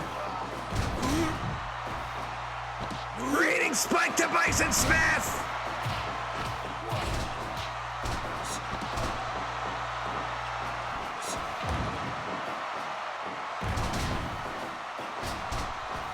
The man who wanted to be the face of GWA television, the Hollywood hunk, Jack Howard, found himself in the unemployment line years ago, is back along with former champion Thomas Walker with revenge on their mind, teaming up with the convict Bill Bullock. Can they eliminate the Black Moon Fight Club with a stomach cloud of Bison Smith? And they do! Bill Bullock eliminating the Black Moon Fight Club, and his renegade crew moves on. Jack Howard, Thomas Walker, and Bill Bullock through to the semifinals. It's pretty much exactly what I wanted to happen, at least in the first round. Hey, Rocco, what's going on? Nice to see you. What a shocker. Okay, so again, one of these gentlemen, and I'll just say it right now, I'll just say it, one of the two gentlemen doesn't work here, like legit. So if they win, one of my chances is going to be a freelancer. But had to happen. Had to bring him back for one night and one night only. Perhaps if they win this thing, who knows what could happen as we get on with it, as we head on into the rest of the first round. Hang on one second, just setting things up on my end, as I do in my little Textio file. There we are. There we go. Text file. Setting up my text file. All right. Coming up next, we have Mitsuharu Misawa, Jon Moxley, and CM Punk against the standard contingent of Bret Hart, Brody Lee, and Will Hobbs. Now, a reminder, this is a tornado submission-only matchup. No extra weapons unless you grab them from under the ring. The Trios Tournament of Terror continues. Yeah, Blackpool Combat Club. I don't mind it. I tend to think they tried Blackpool Fight Club first and it was a real thing already. That's just me just speculating, because why wouldn't you call it Fight Club? But, you know, Combat Club's fine too. Shenanigans Incorporated I would have been fine with. You know, or a history, just call it a history of violence. All right. In front of 40,000 strong, let's get to our next first round matchup. As we said, Misawa, Moxley, and Punk versus Bret, Brody, and Hobbs. Whoa! I'm gonna get myself motion sickness with all these camera ins and outs. All right, as always, the head referee here, Mr. Bigfoot, calling for the bell. My apologies off the bat. There's going to be a lot of action in these matches that it's going to be hard for me to keep up with. I'll do my best to tell the overall story of the matchup, or at least highlight some things like Will Hobbs in there against Mitsuharu Misawa. Who ever thought they'd see that? We can only bring it to you in a GWA ring. I think I need to tweak this version of Hobbs. He needs to be a little leaner and more muscular. As we see Jon Moxley trading blows there with Bret the Hitman Hart.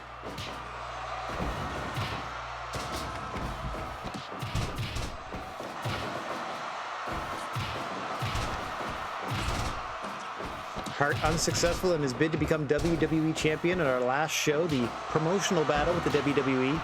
Our first promotional battle defeat, falling 3-2 in 5 singles contests.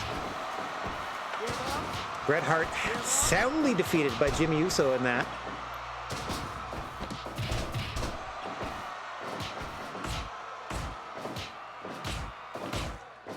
Practically a squash match.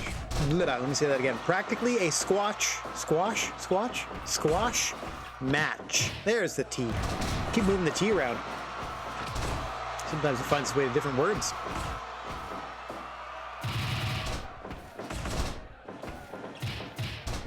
Teach me to take a sip. Not fully swallow before I start talking. Misawa working the Boston Crab on Big Brody Lee. There you see CM Punk with a wicked combination to Bret Hart, and Misawa following it up back to the Crab. Keeping his eye on the task at hand here. First person to score a submission or to have your opponent say "I quit" wins the match for their team and eliminates their opponents. Winning team moves on to the semifinals. Yet to determine who they will face. Our first semifinal matchup has already been determined. Booker T and Kurt Angle, your reigning GWA Tag Team Champions, teaming up with Jeff Jarrett, will be taking on the Renegade trio of Bill Bullock, the Hollywood Hunk Jack Howard, and Thomas Walker. Who'd ever thought we'd see Walker or Howard in the GWA ring again? We're going to see it at least once more tonight.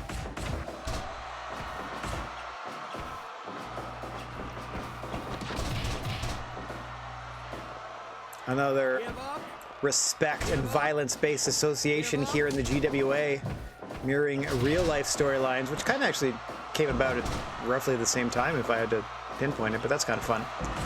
Love to coast on that zeitgeist. Anyway, Mitsuharu Misawa taking under his wing Jon Moxley and CM Punk, hoping to better the other two's careers is former GWA World Champion Misawa, though he is guiding another former World Champion in CM Punk, who, by the way, defeated Bret Hart in the finals of a tournament to be crowned champion.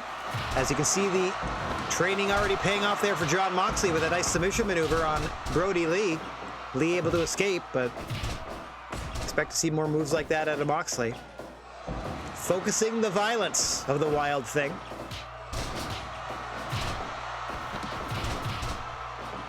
Huge paradigm shift to Brody Lee, but he rolls right through and gets spiked with a skull-crushing finale into a reverse regal stretch. And the rope break, perhaps the only thing that saved Brody Lee there. Another paradigm shift. Jon Moxley feeling it right now. 10 minutes gone in this one. First person to submit or say "I quit" loses the matchup and their team's chance at $666,000.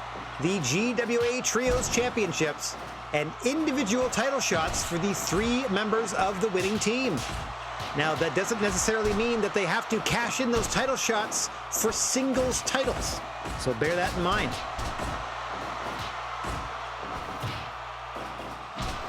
A lot of action in this one. Would have been even worse, or perhaps easier to follow as the match wore on, if we'd been able to stick with our second of 3 stipulations. We only were able to do the 2. Had to eliminate the call for the elimination stipulation as a tornado elimination submission tournament. Would have been just too much for our athletes to bear in a single evening. As we see an Emerald Trojan to Bret Hart in the center of the ring, as though to illustrate my point, as he almost gets his head kicked off by CM Punk. It's the level of activity you're going to be seeing all night, and that's just to wear their opponents down. It's all about the submission maneuvers or anything you can do to get your opponent to quit. Oh, God. Or perhaps critical them. The only other way to win is by that referee stoppage when you get knocked smooth out.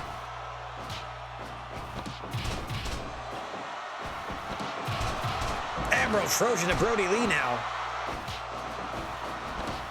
Go to sleep to Will Hobbs. Crowd beside itself, not knowing what action to follow, what to cheer for. Lots going on.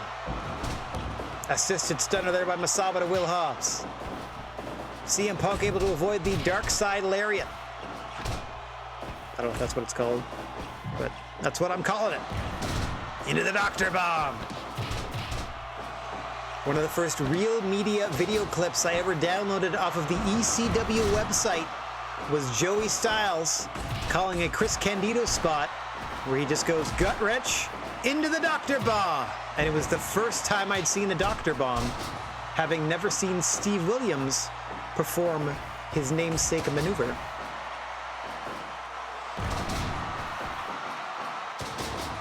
Gosh, that would have been 1998. Yeah, that would have been 1998. Oh boy. Moxley just throwing Brody Lee away there. As we're getting closer to 20 minutes in this one. Big go to sleep to Bret Hart and a paradigm shift for Brody. Finishers coming out in bunches now. As submissions get especially deadly, 20 minutes plus into a contest, especially a tornado contest like this where there is no break from the action no matter where you are or on whose team. Bret Hart with a simple sleeper to Moxley, and Masawa saves the match. Assisted high-angle German to Brody Lee and a Punk and Masawa.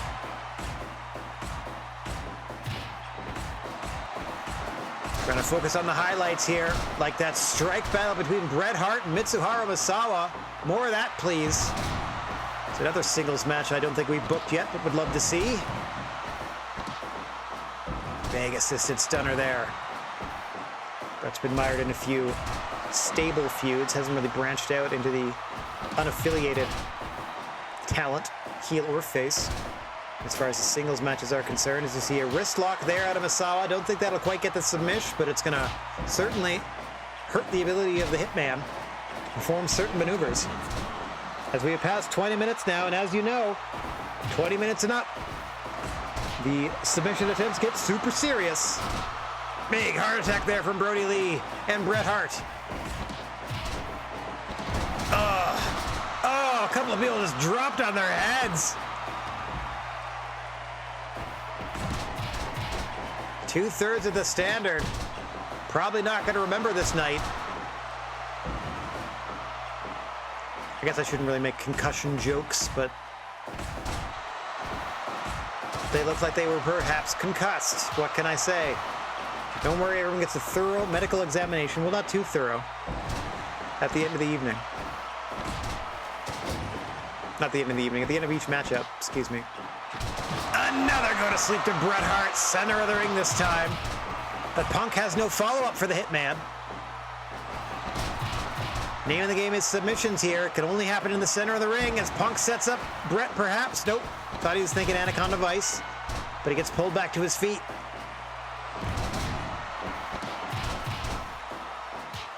A lot of hit a double team, turn around into a double team going on.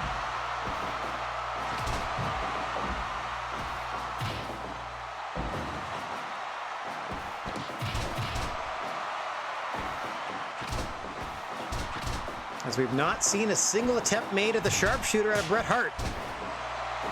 As we crest towards 25 minutes gone in this contest. The signature submission of one Bret the Hitman Hart yet to be deployed.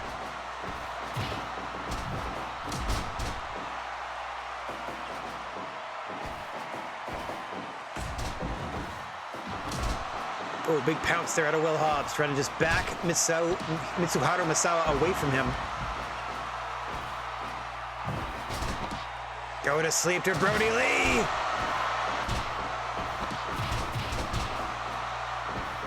No one can stay down for long. You get pulled back to your feet and right back into the fight. CM Punk just dishing out these knees.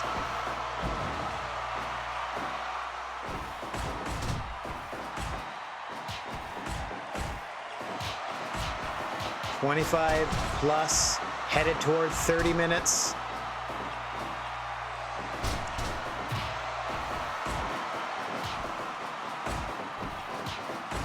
As Punk and Hart seem to be developing quite the rivalry. Seem to keep finding each other in this matchup. Oh, God. Assisted German that time with Bret on the receiving end.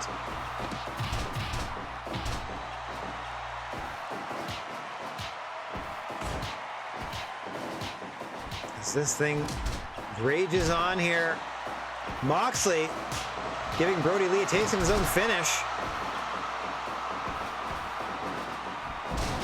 Now we know Misawa has a particularly deadly face lock, the move he used to put himself, or to put down then All Japan ace Jumbo Tsuruta back in the day, and by the day I'm thinking 89, 90. Paradigm shifter Brody Lee, just calling out the specials and finishes. Just trying to scan the ring as fast as I can, looking for a hint of a submission attempt. Oh dear, perhaps Mr. Bigfoot should have been watching out as well, as he is down by Misawa. Don't worry, we'll tend to their wounds in between matchup. We'll patch them up and they'll be right as rain. Though they may be a little slower to get in position for a submission attempt. As we are now past 30 minutes gone in this first round contest between some rather stalwart warriors here. Hang on, CM Punk with the sleeper hold to Will Hobbs, and that will do it. Bret Hart shaking his head in frustration and perhaps disgust. As the Standard is eliminated in the first round by Misawa, Punk, and Moxley. There it is.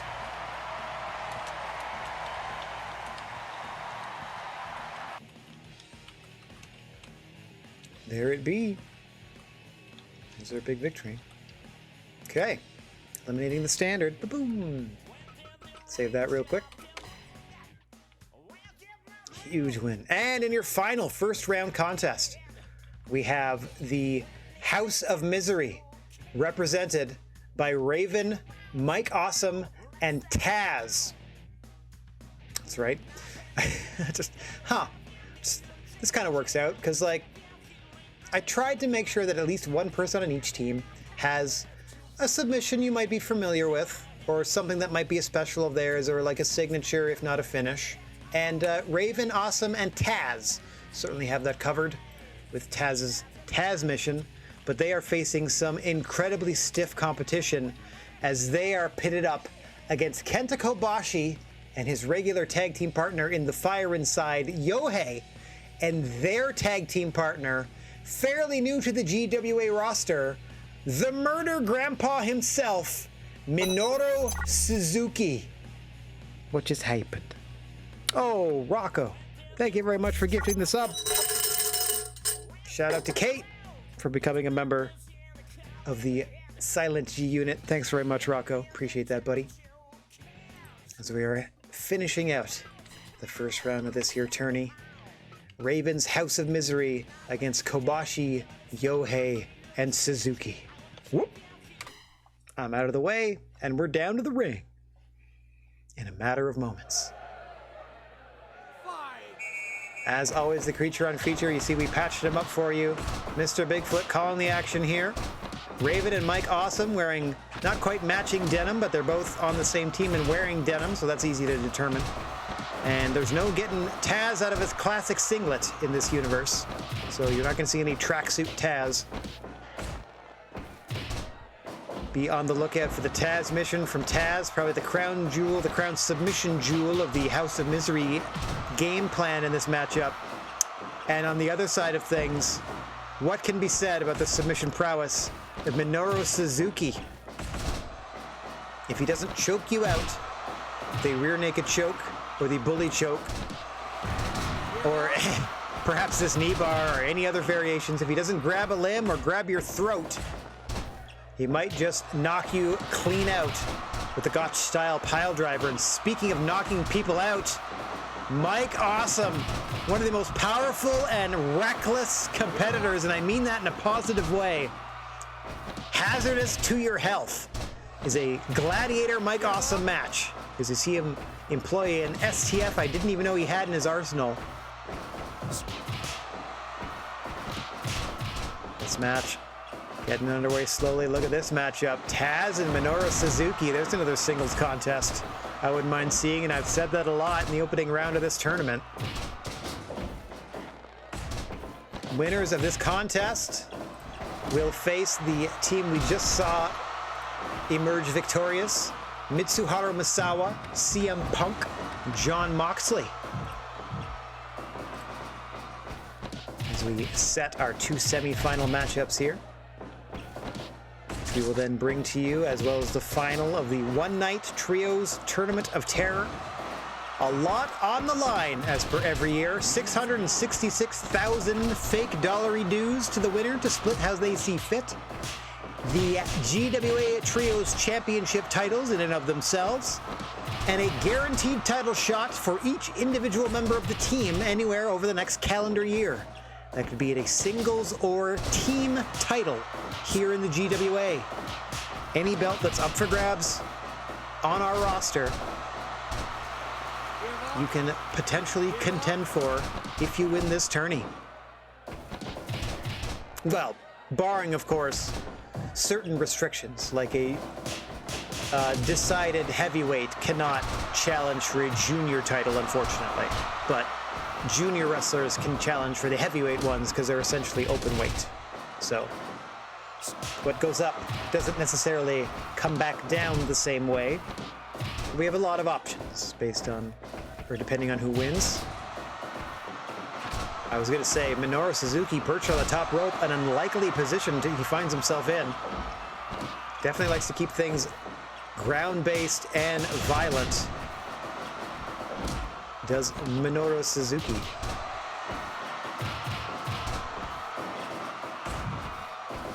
So you see Taz just dismissing Yohei there, and an ankle lock out of Raven. Perhaps getting some pointers from Taz before this tournament started. Likewise, oh my gosh, double submission maneuvers with Yohei and Suzuki. I've never seen that before. Referee distracted by the other submission on the other side of the ring that Taz had locked in on Kobashi, I believe.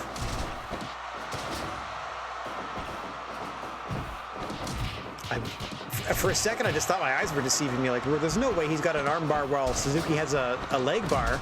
But yes, he did. That was really cool. I would like to see that happen when they are the only submission happening. Hang on. Cobra twist to Taz.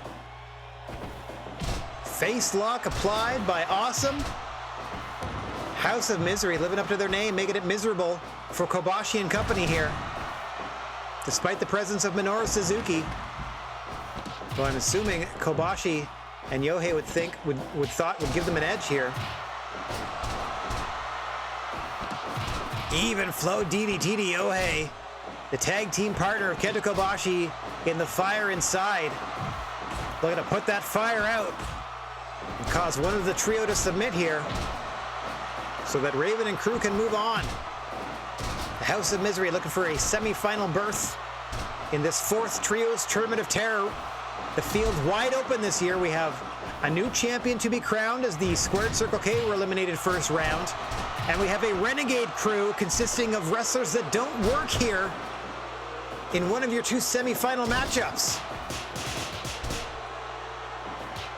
More on that later when we preview our first of 2 semis coming up following this contest. First, though, we have to see another submission. Would have been minimum 3 per match if we had stuck with the original elimination stipulation. I mean, it would have been wild, but it would have been probably like 2 hours long. Suzuki rolling through into the knee bar. Awesome there to make the save. Awesome save by Mike Awesome. Everything he does is awesome. Everything is awesome. Everything he does, because it's his last name.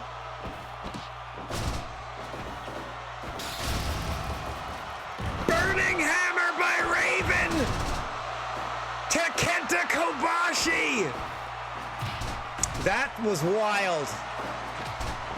Raven stealing the burning hammer from the playbook of former GWA World Champion Kenta Kobashi. Some sour grapes there from Raven.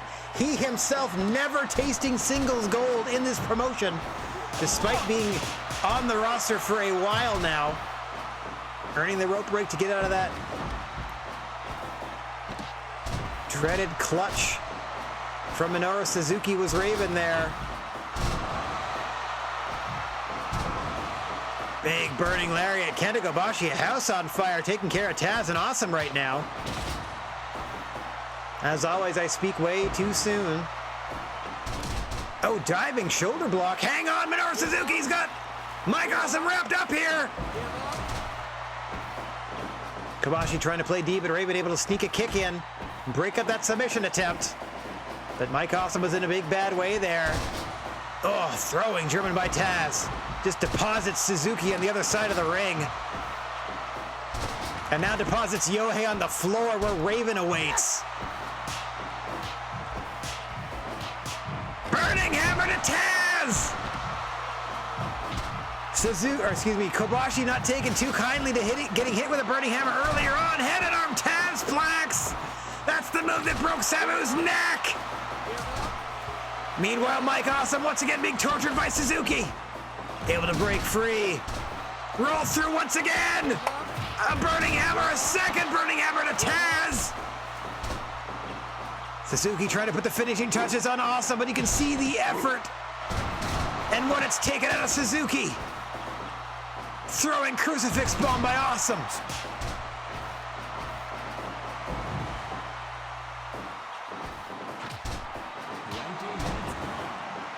As you just heard, we passed 20 minutes in this contest. Submission attempts get extra deadly. After 20 minutes of sheer torture, the trio that set the rules for this evening did not survive the first round of their own rule set. To tell you something of the quality of competition you are seeing tonight in the Trios Tournament of Terror. A Tornado Trios Tag Team Tournament where the only way to win is to get one of your opponents to quit the match in disgrace.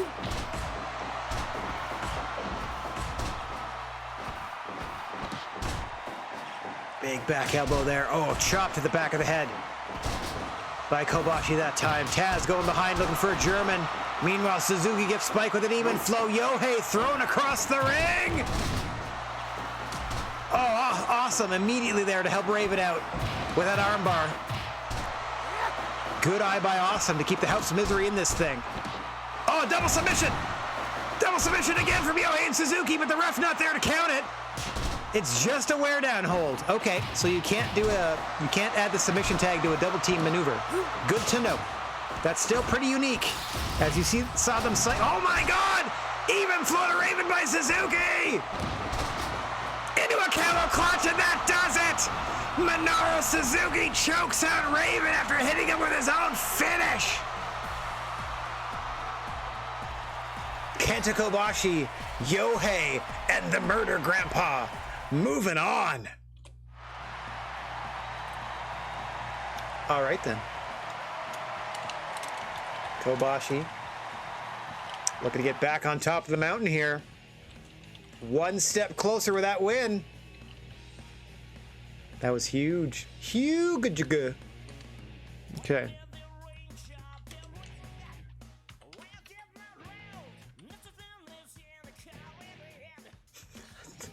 The music cracks me up.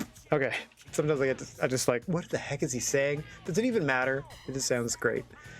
The Torturous Camel Clutch, aptly named for tonight's tournament.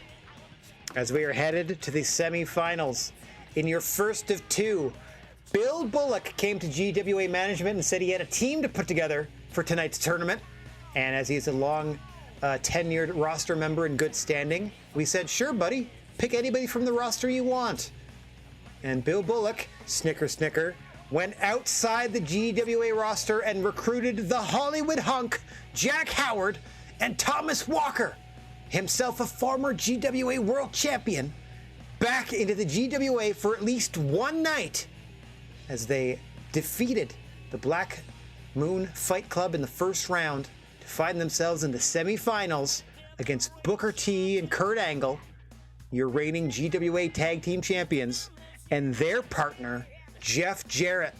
Bill Bullock, a contracted GWA wrestler, and two outsiders against Booker, Angle, and Jarrett.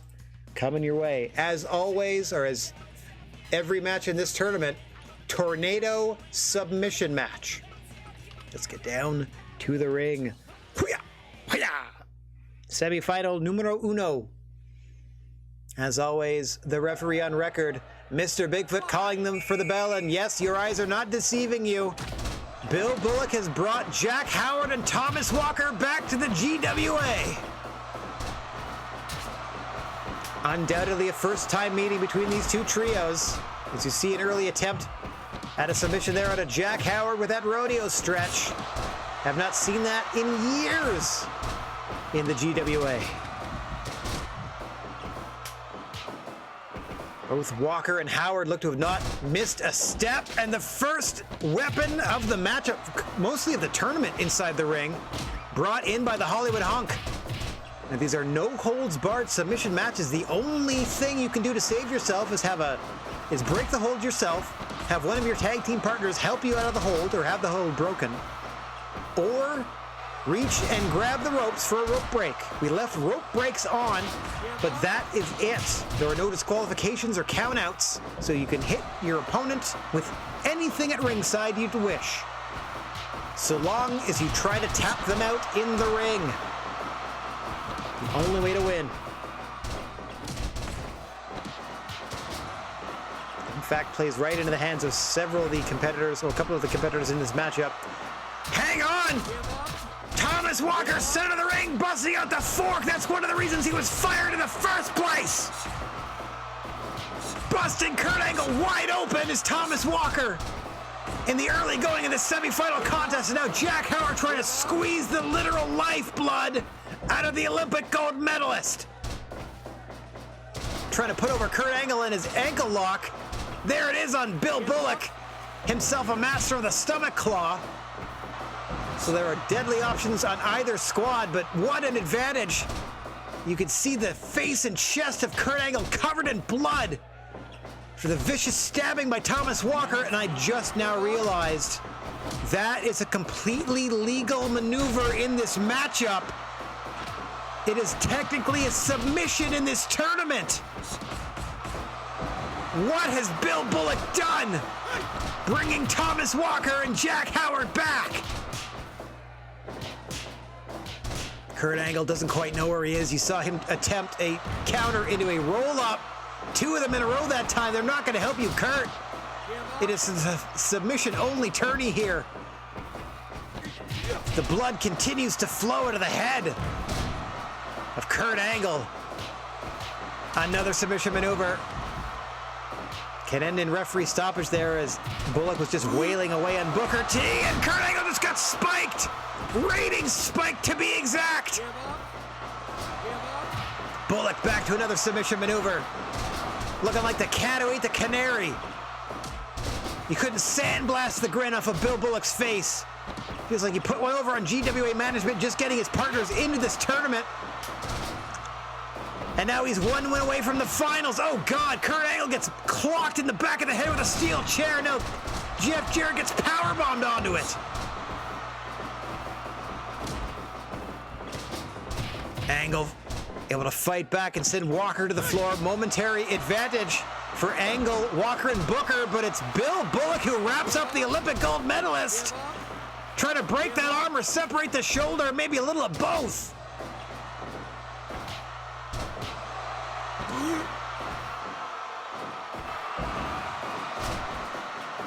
We're going to tend to Kurt Angle's wound at the conclusion of this matchup. Hang on, stomach claw! Stomach claw to Kurt Angle, that's it! That is it! Bill Bullock, Jack Howard, Thomas Walker on their way to the finals! We've got to get some medical attention for Kurt Angle. He's lost a lot of blood. But the stomach claw sends Bill Bullock and his Renegades to the finals.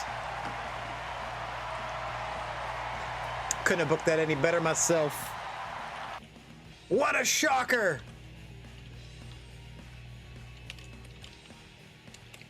A shocker featuring Thomas Walker.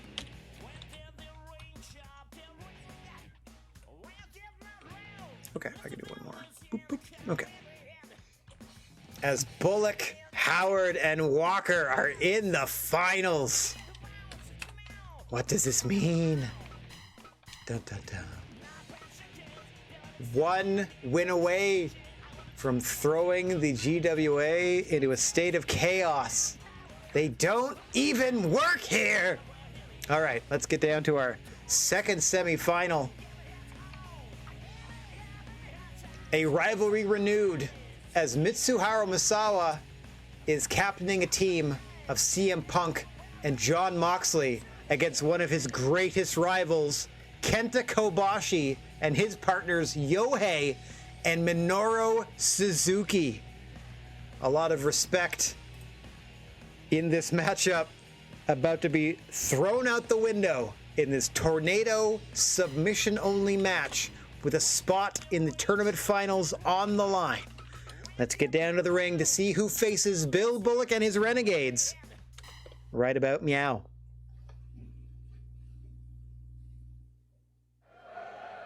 As always, Mr. Bigfoot about to ring the bell, and we are set for it. Semifinal 2 of 2. Misawa, Punk, and Mox against Kobashi, Yohei, and Suzuki. Submission only. Everybody in the ring at the same time. The only rule to the wrestler's advantage inside the ring is that rope breaks have been left on. There are no disqualifications. There are no countouts. So move-wise, pretty much anything goes. I mean, yeah, anything goes, because any formerly disqualificationable moves turn into submission attempts.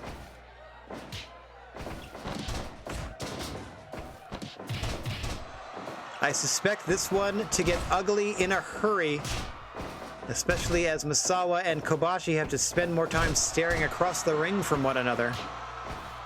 No love lost there, not by a long shot. As we said, one of the most storied rivalries in the history of the Pro Wrestling Noah.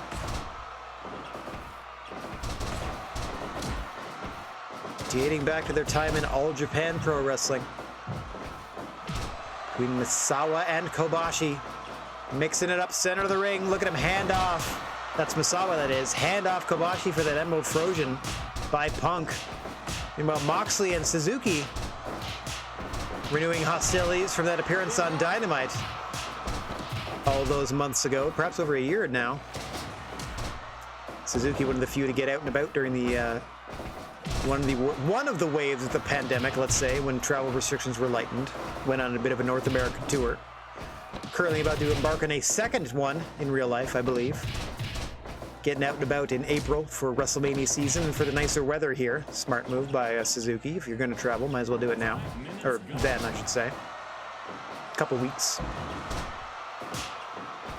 As we are past the 5-minute mark in this one, the other semifinal not lasting 10 minutes as Kurt Angle was ripped open. There's no other way to say it. Ripped open by a fork attack from the Brilliant Devil, Thomas Walker, who smartly snuck it into only the semifinal and not the original matchup. Mind you, it's perfectly legal. And it left Kurt Angle wide open, quite literally, bleeding profusely.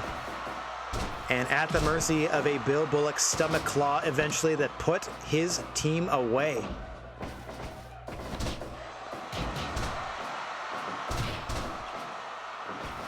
The other half of the finals to be determined at the conclusion of this one. A reminder that the winners of the tournament overall receive 666,000 fake dollary dues to split amongst them however they decide. I recommend evenly to 22 a pop. As well as the GWA Trios Championships themselves, coming with them a guaranteed spot in next year's Trios Tournament of Terror. and the individual members get a guaranteed title shot at any GWA title they see fit. Hang on! Serious attempt here by Misawa. That step over face lock.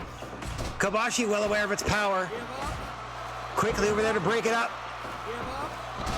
Suzuki going to work on Moxley, but is able to fight his way free on his own. Armbar this time on Misawa. Got his legs under the rope. Yohei watching over Kobashi as he tries to stretch Moxley out now. Roll through on an attempt on Punk. Great D here out of Suzuki's teammates. Gonna highlight the submission specialist and find a way into the final. Rule set mirroring that of last year's competition in that it was I Quit only, but without the electrified or barbed wire cage, no explosions, no obvious planted weaponry. A more pure version, however not exactly the version as intended by the Squared Circle K. They had an elimination stipulation as part of their agreement that the GWA officials eventually turned the tables on, decided it was too dangerous, envisioning what might happen in a 3-on-1 situation in any given matchup in this tournament. Any one of them that could have turned quite dangerous in a hurry. So for the safety of the competitors, it was reduced to a single elimination per match, as opposed to the minimum of 3.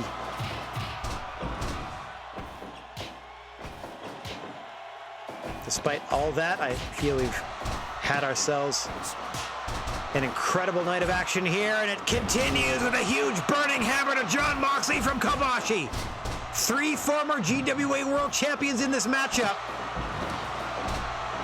Punk, Misawa, and Kobashi in reverse order.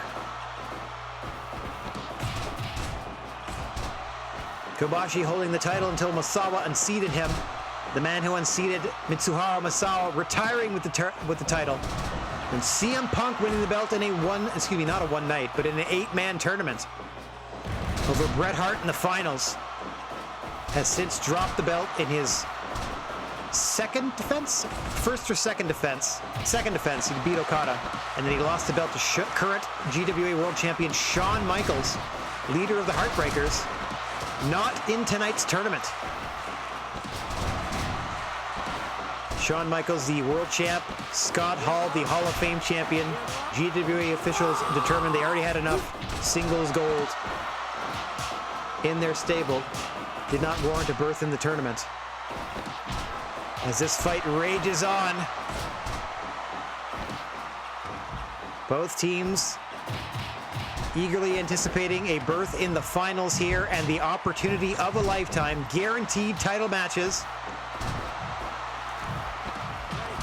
An impressive pot, winner's pot to split. And the honor of being the Trios champions until next year. You can bring that belt with you everywhere you go for the next calendar year as proof that you not only survived, but won the Trios Tournament of Terror. Yohei just hoping to survive the onslaught of Misawa on the floor. Back into the ring now, burning hammer to Punk. Spills him out to the floor.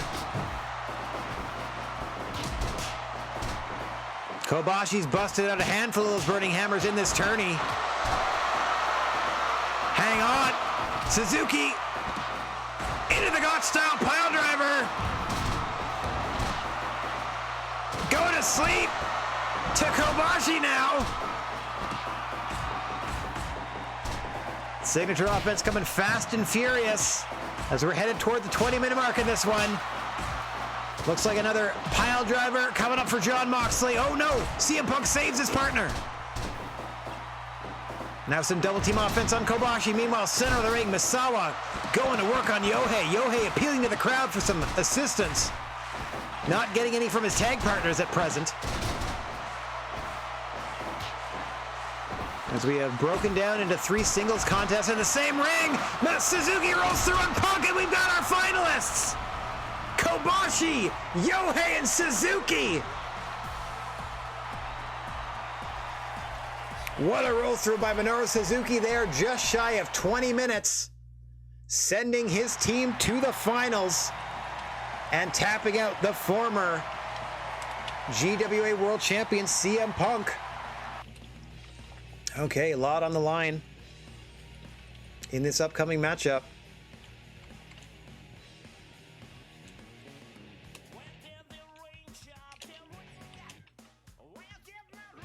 Hang on one second. There we go. All right, save that. It all comes down to this. We've got our finalists. Kenta Kobashi, Minoru Suzuki, and Yohei in there against Bill Bullock, the Hollywood hunk Jack Howard, and the brilliant devil Thomas Walker, the unlikely renegade contingent that has bullied their way to the finals of the Trios Tournament of Terror. Let's see if Kobashi, Yohei, and Suzuki can, I don't want to say set things right, but can stabilize the situation that we find ourselves in, or if the GWA title situations, plural, are thrown into chaos by what's about to happen. Let's get down to the ring for the finals of the Trios Tournament of Terror. Mr. Bigfoot calling for the bell, and we are once again underway. Bullock, Howard, and Walker. Never thought I'd see the trio together again in a GWA ring. Not that they were associated with one another when they were on the roster. I just mean in a GWA ring, period. Let alone in the finals of our most prestigious tournament of the year. In there against a former GWA World Champion. Hang on. Kenta Kobashi unseated Thomas Walker to win his GWA World Championship. Either way, the winner of this tournament is going to be a redemption story from an earlier champion, or an early champion, in the GWA's history. Isn't that something? As Kenta Kobashi is partnered here with regular tag team chum Yohei in the Fire Inside, and there you see the three of them together. The third being Minoru Suzuki, in potentially defending the honor of the GWA in a sense, against Bill Bullock, who pulled the wool over our eyes as we told him he could only pick people associated with the GWA to be his partners, and through some contractual loophole, he has found a way to include former roster members Hollywood hunk Jack Howard, seen mixing it up there with Minoru Suzuki, now Kenta Kobashi, and the brilliant devil and former GWA World Champ Jack Howard. Hang on, stomach claw to Yohei. Whoa, that was almost it. Bill Bullock trying to get sneaky, trying to end the night early, or at least the finals early for Yohei there. Anyway, Thomas Walker in the long purple trunks, if you've not seen them, with the long hair and beard. I should have described them in the opening matches. Hollywood hunk Jack Howard, the man who pretty much just looks like Sid, but a Fire Pro version. And of course, Bill Bullock, you are familiar with, been with us since day one. In the long black and green tights. Huge main event spinebuster on Yohei. Be wary of that stomach claw from Bullock. He's not shy about applying it, and it has led him to the finals so far. Looking to hit pay dirt one more time. Take home the gold, the money, and the title opportunities. Not only a championship up for grabs, but future title chances here in the Trios Tournament of Terror. Huge moonsault by Kobashi. That's going to wear Walker down overall, but it's not going to help him at the moment. As you can see, Walker able to lock him into a Boston Crab.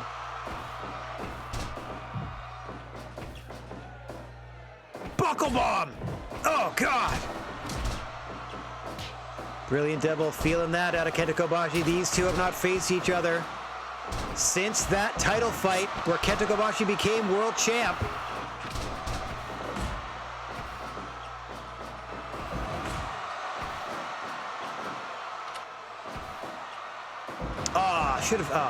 Hang on. Thinking on it now, and it worked out great, so it's still fine.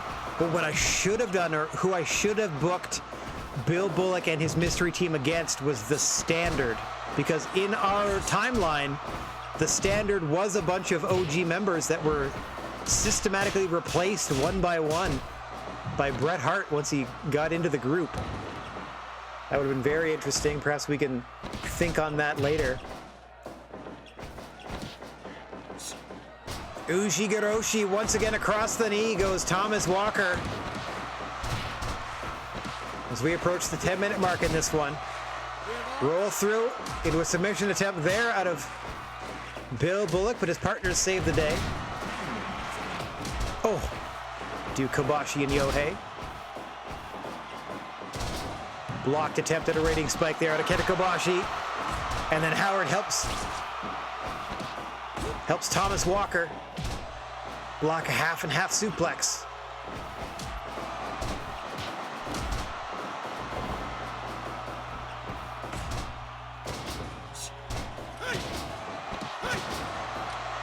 Stomach claw to Minoru Suzuki. Suzuki just barely able to escape, but you can see the pain on his face. That's gonna linger.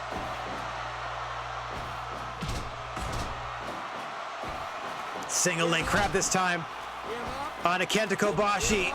Thomas Walker with a frog splash to Suzuki, inadvertently breaking up that submission. Not the best display of teamwork there, but accidents do happen.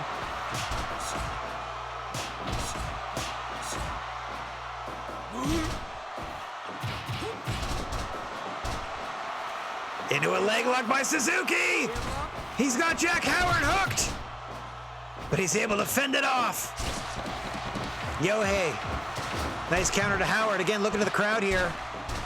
A lot of roll-ups in Yohei's arsenal, but they're not going to help you. Bully choke attempt by Suzuki, at least the flip over. Didn't follow it up with the choke itself.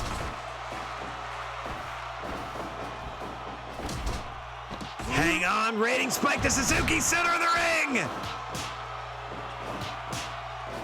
Walker pulls him back to his feet. Howard tries to distract him. Exchanging chops are Suzuki and Howard. Meanwhile, the Fire inside trying to take care of one half of the Yard Dogs. No such luck. Kobashi beating down Jack Howard, center of the ring. The finals of the Trios Tournament of Terror. There's Minoru Suzuki, center of the ring. No! Bullock breaks up the armbar immediately. Johnny on the spot is Bill Bullock, keeping hope alive for himself and his renegade crew of the Hollywood Hunk. Jack Howard and the Brilliant Devil, Thomas Walker. Seen there fighting Kenta Kobashi 2-on-1. European uppercut into the brainbuster by Walker and Howard to Kobashi.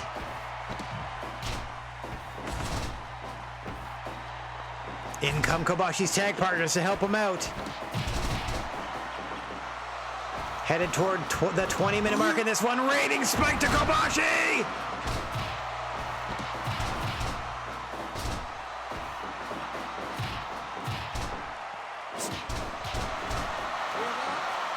Heel hook on Bullock. Suzuki looking to win it. Oh, but the convict narrowly escapes. You can see what it's taking out of everyone here. Rating spike to Yohei.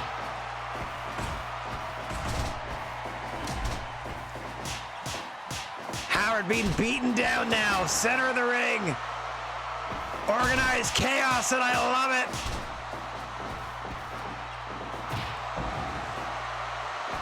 Howard signaling for the end. Bullock does likewise. Looks like they're trying to isolate Suzuki. Make a statement by making him tap out in the finals.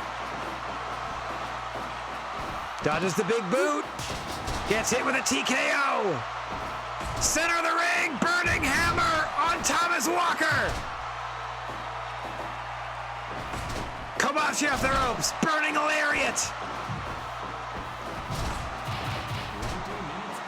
20 minutes gone in your tournament finals.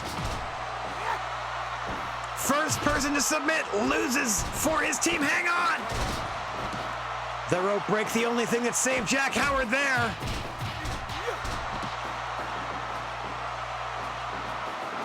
Non-stop activity and action in this one. Until that momentary break as all 6 men were down. You can see how quickly they popped back to their feet. No time to waste in this matchup. Tornado submission only. You do not want to get caught off guard. Roll through by Suzuki, that is it! Kenta Kobashi, Yohei, and Minoru Suzuki are the trio's champions! Bill Bullock beside himself. Close but no cigar for himself and the Renegades. Gotta be honest, sigh of relief. Because as we said, a couple of those people, or at least one of them, doesn't work here. Kobashi, and now that they didn't win, the other one doesn't need to work here anymore either. And we have new trios champs, first time champions, all three of them. And we had what's our tournament average for score here? Boom! Woo! Kobashi, Yohei, and Suzuki, your trios champs. All three of them have title opportunities in the next calendar year, and they get to split the winner's share of the purse. 91 overall for a tournament. That's pretty good. That's pretty good for what is normally a deathmatch inspired. Well, it's still a deathmatch inspired tournament, but normally it's a lot more deathmatchy than this. All right. Let's see the fallout. Anybody hurt? Nobody hurt in front of 45,000. Heck yeah. So that's definitely all expenses covered. Full house, audience loved it. Getting back on track in America.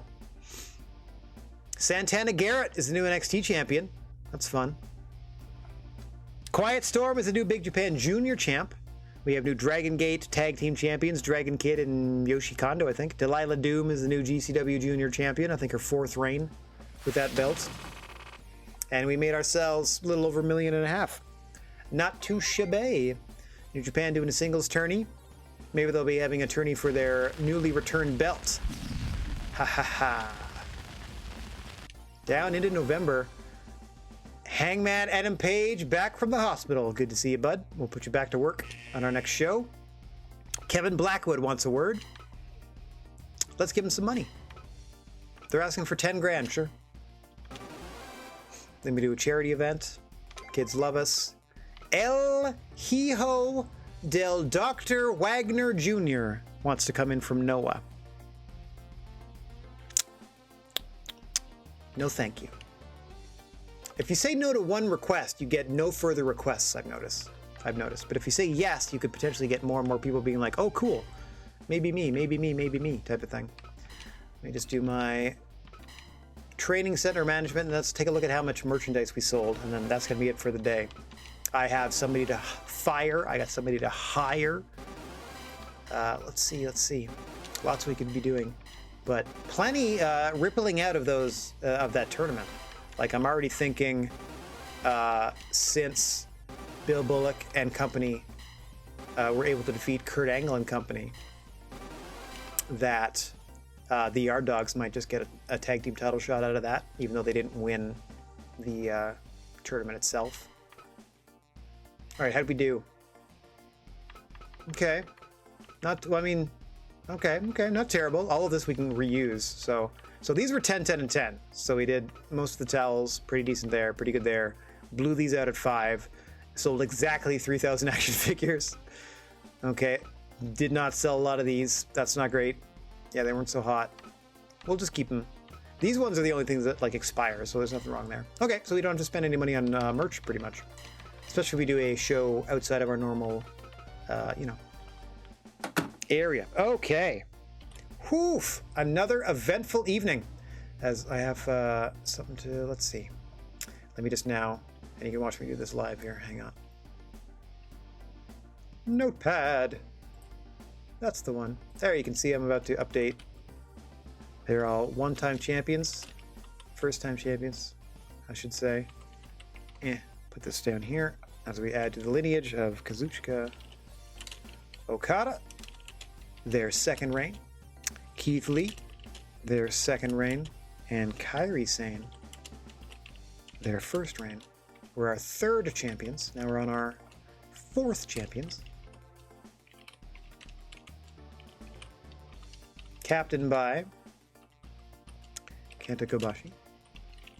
Seconded by Minoru Suzuki.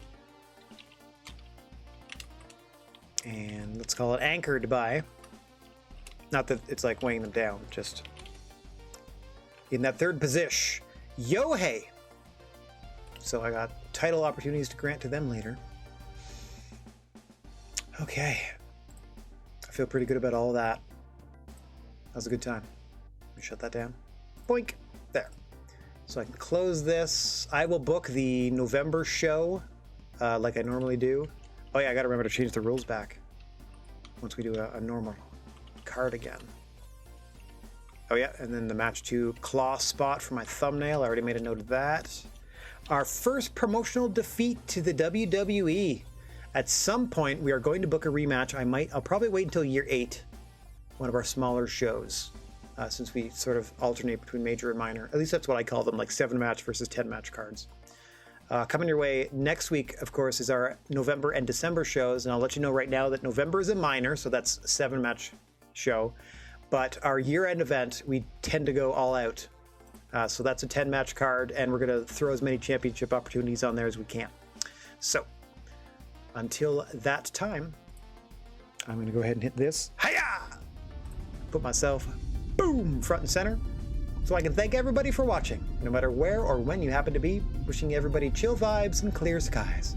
If you find yourself in possession of a plethora of positive energy, please share it if you can spare it. And don't forget about your old pal, the Silent G, Rad Gnarly, saying so long for now. We are going to be back on the air Friday evening at 7 p.m. Eastern Time to start construction of my warship. Well, whatever I can cram onto that raft base anyway. In Ark Survival Evolved. Till then, TTFN, let's find somebody to spread a little love to on our way out. And oh my, we got almost a dozen friends on the air at the moment. Love to see that. Love it. Okay. Let's go say howdy to... Oh, I don't...